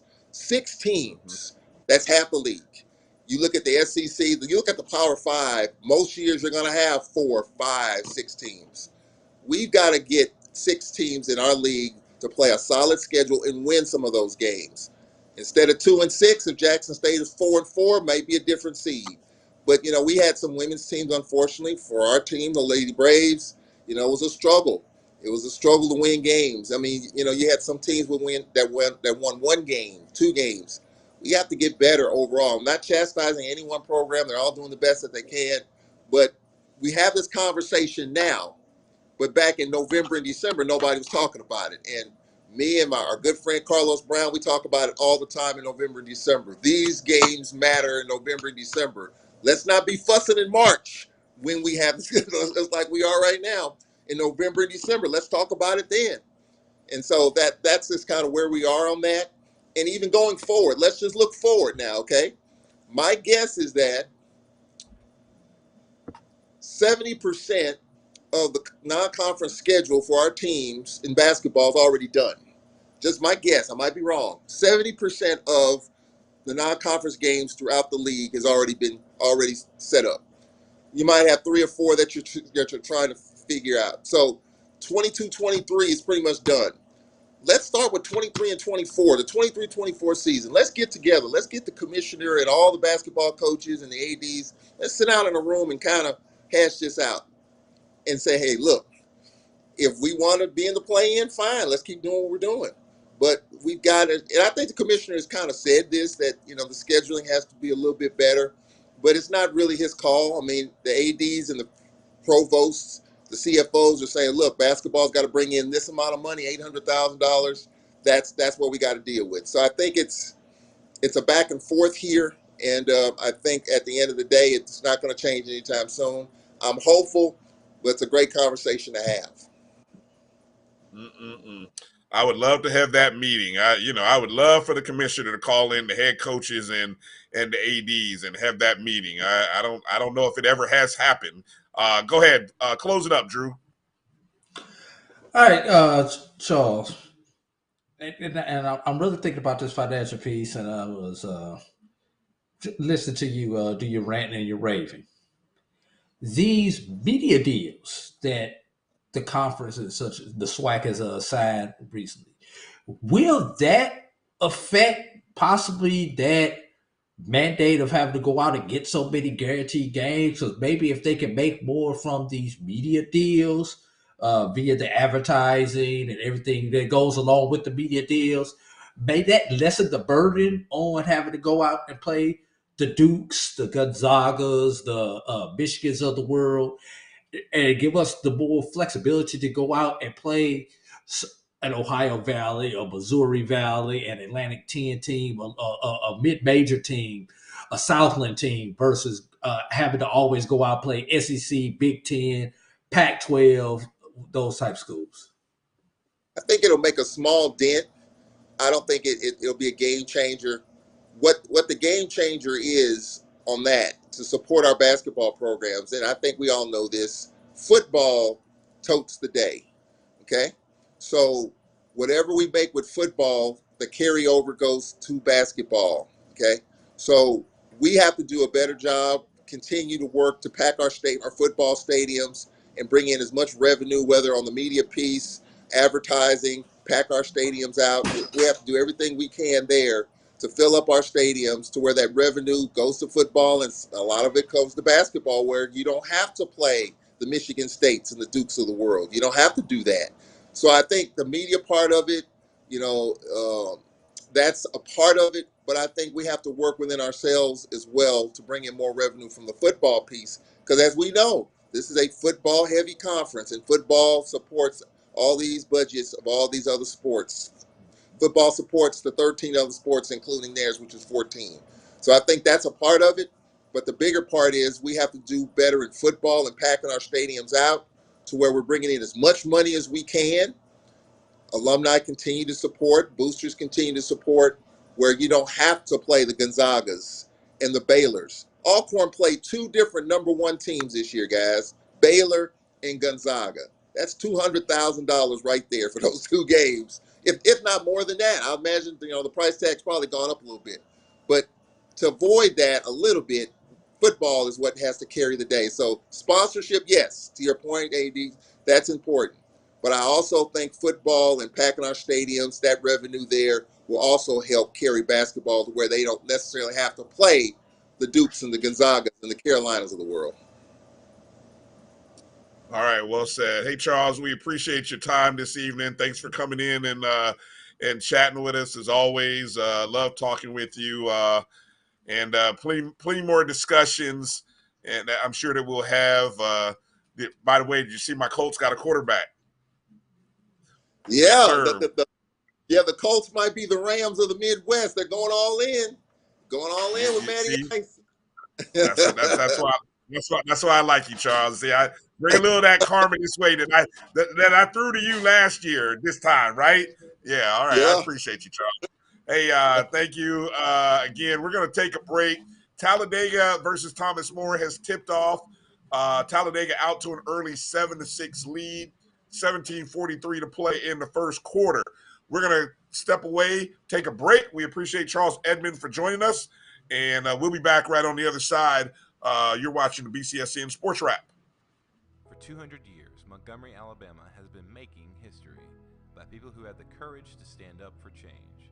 Today, this riverfront city has been reborn, embracing the past and looking forward to the future. From the National Memorial for Peace and Justice to the stage of the Alabama Shakespeare Festival, this is where history was and is made. We are proud to call Montgomery home, and together we can be the change.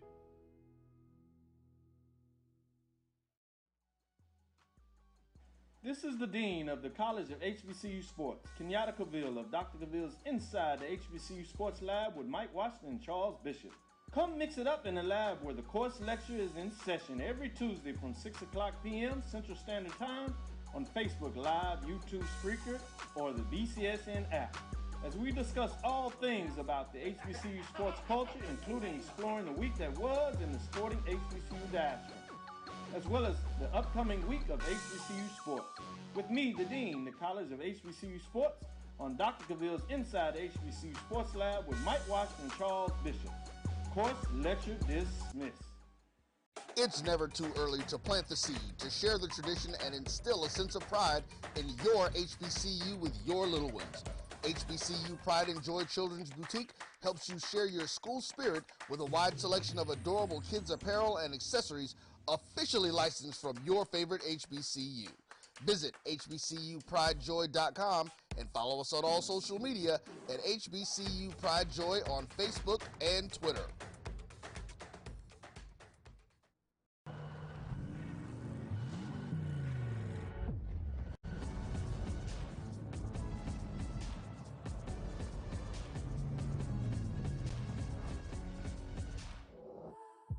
The top HBCU programs in the nation come to Montgomery, Alabama's Riverwalk Stadium this May 11th through 14th for the Black College World Series. The best Black college baseball teams in the NCAA Division II and the NAIA will battle for Black baseball's ultimate prize. Games will be streamed live at www.mybcsn.net. Tickets are available now online at www.blackcollegechampionships.com. Bounty versus the old family dish towel. Drying with a fresh sheet of Bounty leaves your hands cleaner than a used dish towel that can carry and redistribute food residue. So ditch the dish towel for better hand hygiene. Bounty, the quicker picker-upper. Troy, you work here? I'm never not working. Like Head & Shoulders Scalp Shield technology, up to 100% dandruff protection, even between washes. Never not working. Never not working. Never ever not working. Head & Shoulders Scalp Shield, never not working. Every time I open one of these bottles, I hear trumpets and big band music. The Creole seasoning is a sodium-free and sugar-free blend that's versatile enough to put on anything. One of the first blends I developed more than 8 years ago, the Creole seasoning has an unmistakable aroma, a bold flavor, and a little heat for character. Since 2002, Empowerment Resources, Inc., a nonprofit organization, has empowered more than 1,500 youth and adults in Duval and surrounding counties through its programs Journey into Womanhood, Girls Mentoring, Life Skills for Teens, and Parenting Education Coaching. To get involved with programs, volunteer, or donate, visit www.empowermentresourcesinc.org. Follow us on social media, facebook.com/empowerment.resources and instagram.com/empowermentJAX.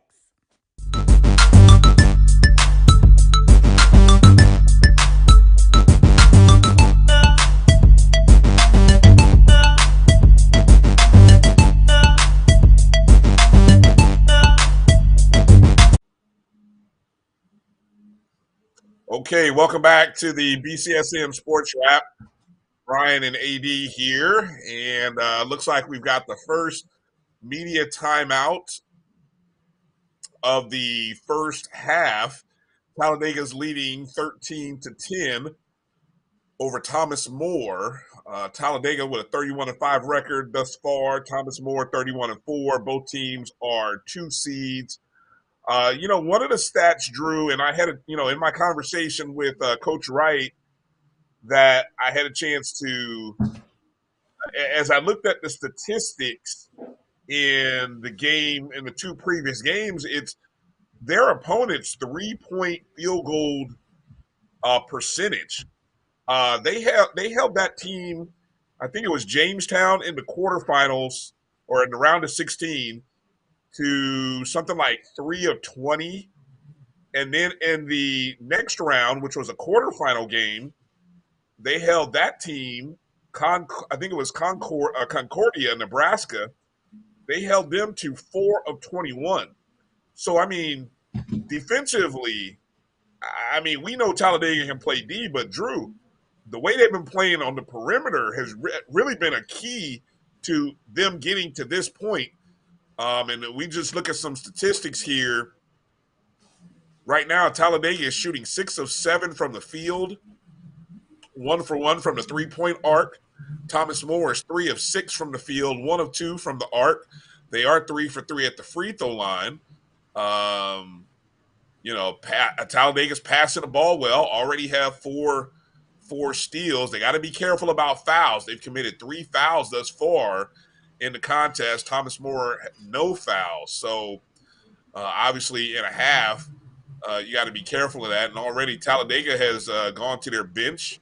Coach Wright is gonna move his guys in and out quickly because that's the kind of tempo they play. And Thomas More still has not made any substitutions. But that was just some observations that I had from that contest or from those 2 previous contests. So again, Drew, as we're kind of watching the stats over on the right side and the scoreboard, the conversation about finances and how they interact with sports. Look, asking why, I think we were talking offline a second ago, and the Texas Southern was brought up, and Texas Southern, for example, has traditionally played a tough non-conference schedule, and a lot of that comes from on top, and we know that they have to play that schedule in order to fill the coffers to fund the program. To my understanding, I think 70% is, and obviously we know someone who may know more exactly, but I think we were told something about 70% of the money that's raised through those non-conference games goes to the basketball program, 30% into the general fund, right? Is it general fund or general athletic fund? General athletics, right. So okay. My My point is, if you know that comes from the AD or more, I'll go step. If you know it comes from the president or the comptroller, we talk about where do we voice our displeasure? Where do we let people know there's got to be a better way? Why do we continue to do this to our programs? Okay, why? We need to be sending those emails to the president, to the comptroller, to the athletic director. I mean, I'm sure the athletic director gets it, hears it, and, but it probably needs to go to the president's office. Would you say? I mean, that's where it Yeah. starts. Yeah, and I'll see if our producer could expand those stats out for us so they're a little bit clearer on the screen as we continue this conversation. But I think, Brian, we get into maybe the people in those decision making places cannot see the forest for the trees, Brian. And what I mean by that, expand the stats, not us. What I mean by that is possibly they You don't see get cussed out. You the. don't get cussed out in the background, Drew. Oh, I am getting cussed out in the background. That's why I had to take a pause before I almost said something on camera top producer. But I go NT way, not anyway, NT way. But they see this. We need to have X amount of dollars in order to fund our program. But I don't think maybe those decision makers who don't understand athletics don't understand that if the whole conference does better and is able to raise more money, they'll get that money that they're looking for and then some by taking possibly a different approach. What is insanity, Brian? Doing the same thing over and over again and expecting a different result. We continue to schedule 10 check games in the non-conference. We get out $700,000, $1 million, whatever the mandate is. We get that number, and we expect not to be a 16 seed. Insanity, Brian. We've been doing the same thing for 30 plus years.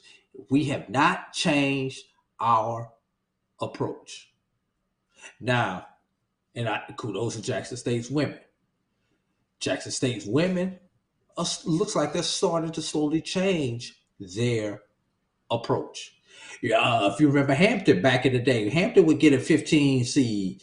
We saw them get off the 16 line and get to the 15 line.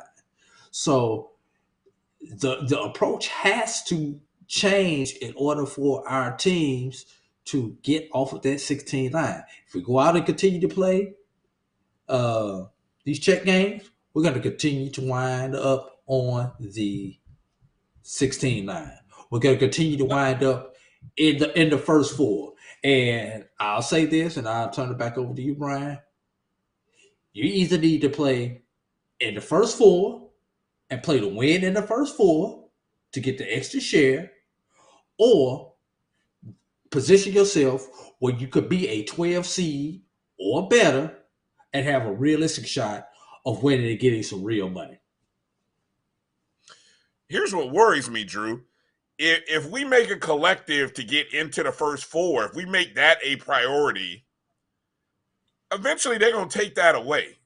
I'm going to be honest with you, because I feel like every time we make advancements, they go the old adage of they move the goalpost. You get a half a share for the first four instead of a full share or something like that. Watch. Something like that will change, because you watch, they'll say, oh, Texas Southern has won this 3 times in a row, and they've gotten 2 shares each year, while some other small school who went in as a 14 seed and lost only got 1 share. If I'm correct in how that works, right? So what they'll do is they'll eventually change that and say, I'm speculating here, so I have no, but I'm just saying, I won't be surprised when the day comes when they say, oh, well, let's change this up so that Texas Southern doesn't get the full share for going to the first four. We'll make anybody who goes to the first four gets a half a share. So I'm saying in terms of moving the goalpost. Yeah. Not to cut you off, if you pay attention on the screen, Thomas Boyd just called a 30-second timeout. Talladega is up 23-12 with 10:16 remaining in the first half. As much as Deion Sanders, Coach Prime, gets a lot of flack and has caught a lot of flack for comments in trying to draw light to and I'm quoting right in the part of this lawsuit. We were going to get into this earlier, but we didn't get a chance to. The Southern Heritage Classic and their suit against Jackson State and the SWAC. Sanders was quoted as saying on a podcast that asking about the classics. He said it's a hustle.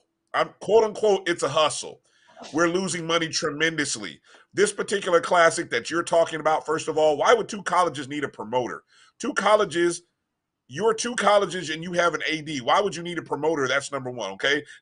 When is somebody from the basketball community going to step up and question the continued tactics that are being employed by our MEAC and SWAC conferences? You are constantly in the 31, 30, 32 spot for a reason.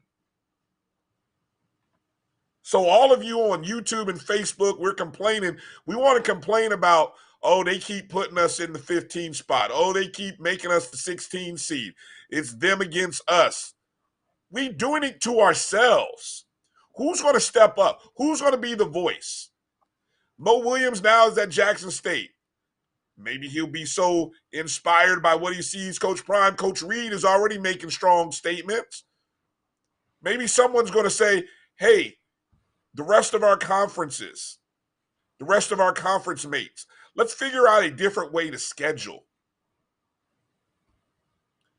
Let's figure a different way. Yes, we know we have to win the ball games, but is there a different way to raise $600,000, $500,000 during the basketball season? Is there a different way? Who's going to be the person, Drew?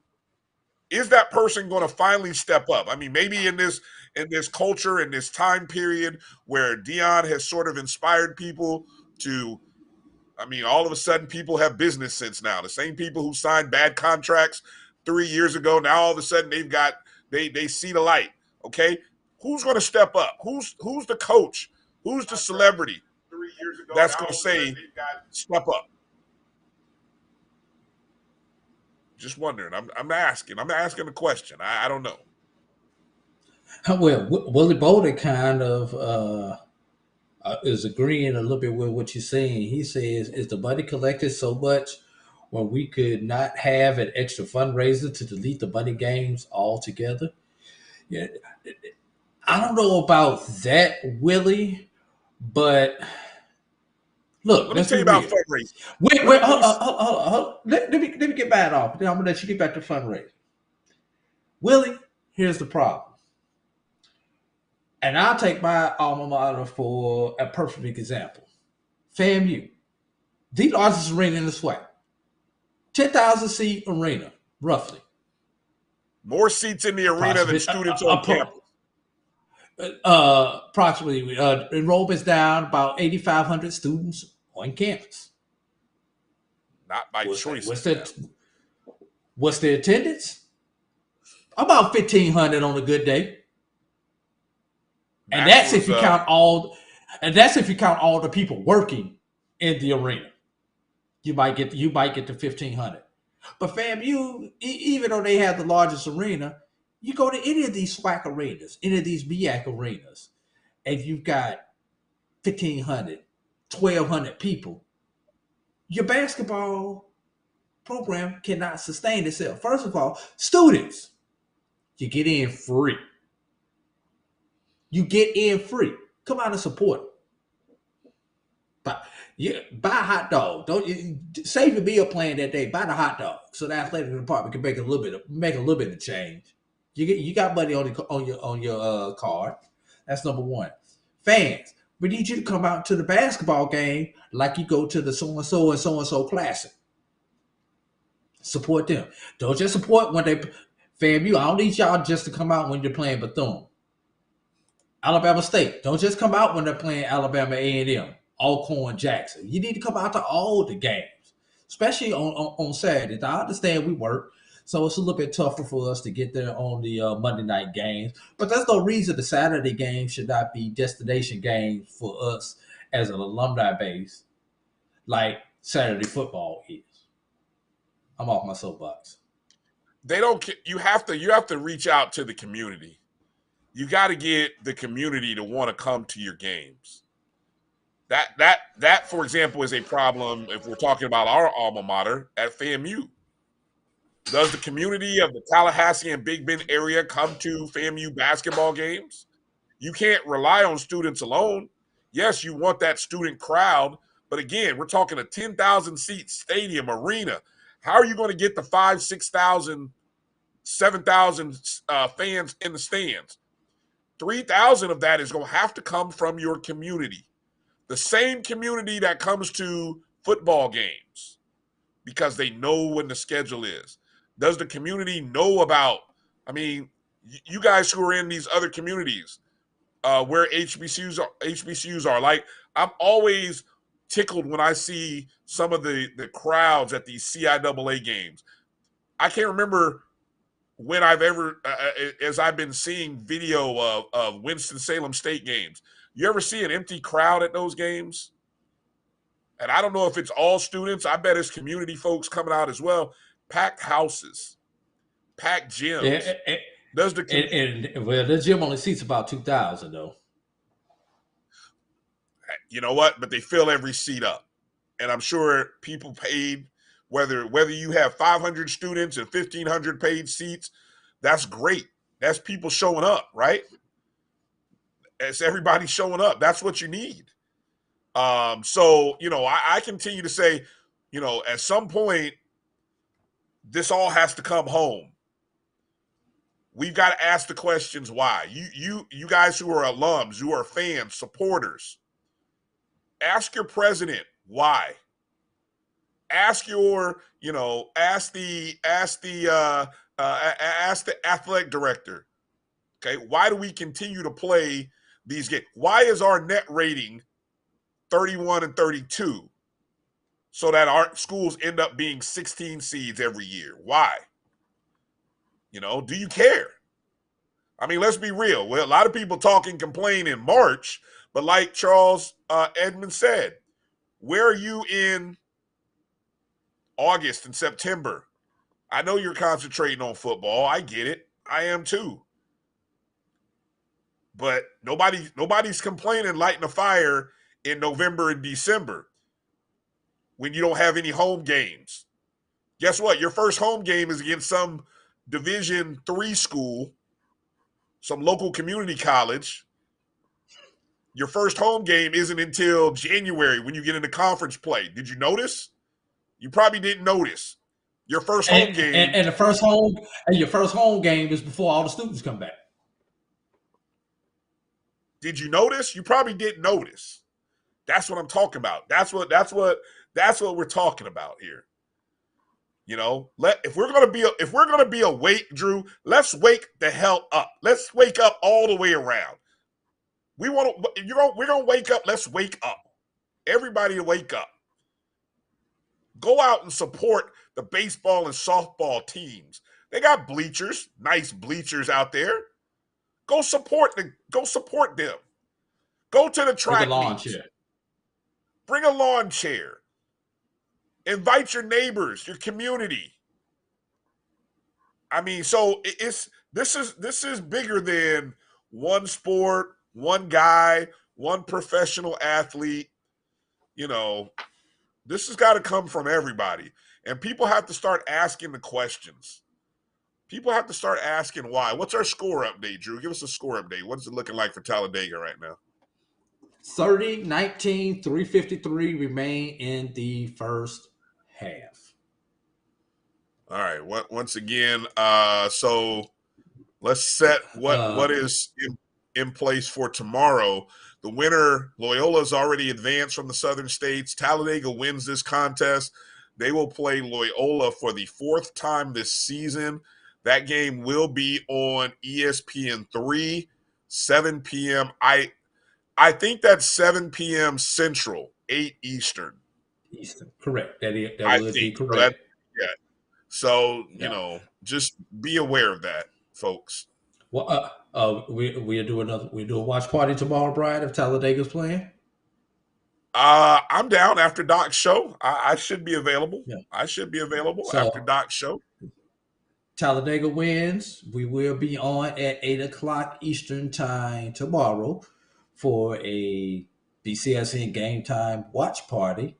And who knows, we might have a couple of surprise guests stop in with us while we're watching this game. Watching this game being simulcast on ESPN3. All right. That's going to do it for tonight's show. Got to thank our guests, Charles Bishop and Charles Edmond. Charles Bishop of the Pregame Show and Dr. Cavill's Inside the HBCU Sports Lab.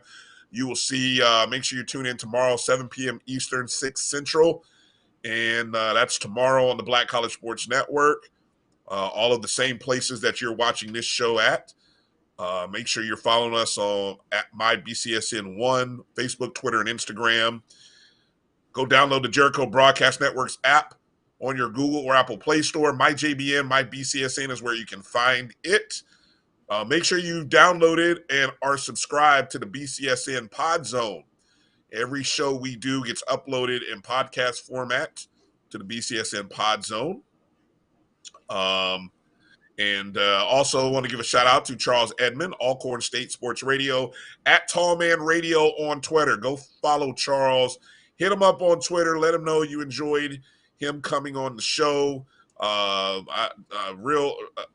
of the best. I mean, I love talking to Charles about just media and just so many, so many opportunities that are out there for us to continue the expansion of HBCU sports. And so we appreciate each and every one of you who support the Black College Sports Network, who support our shows, all of our shows throughout the week. And, that's all I wanted to say. I'm sure you wanted to add something in there, Drew, so go ahead and do that. Go back and catch your interview with Chris Wright today on the BCSN Pod Zone and on everywhere that you stream the video of the Black College Sports Network. Great interview with Talladega's head coach Chris Wright today. Great job by yourself, Bryan. And update, 2:35 remaining in the first half. Talladega 33. Thomas More 21. Look at the shooting. Talladega. Daryl Baker has 3 points. Edwin Lucas at 5 points. So they're pretty well suited for Talladega. Edwin Lewis with 7 points. Now Cam Potts with 6 points. As a team, 65% from the field, 57%, 4 of 7 from the 3-point arc. I mean, my goodness. And we talked about fouling, Drew, since one foul since we noted earlier at that 14-minute mark. They've only committed 1 foul since. Talladega has had 10 players to score already in the first half, while Thomas More has only 4 players who have scored. This is. I'm not going to write that. I'm not going to write the check before it cashes, but let's just keep this going, man. So you guys follow us on Twitter at MyBCSN1. You can go to the NAIA, follow the live stream. We'll tweet out the live stream. If you're following us on Facebook and Twitter, we'll tweet that out so that way you can follow the live stats. It's up to a 16-point lead. Talladega is running away with it right now. But they play 2 halves, so build as big a lead as you can, because we have seen in this crazy week and month of March that no lead is safe. No lead is safe until the game gets all the way through to the final 0 in the second half. So that's going to do it. We'll let you know if we're doing a watch party, obviously, after Doc's show tomorrow night. And that's going to do it. myjbn.com/support, myjbn.com/support.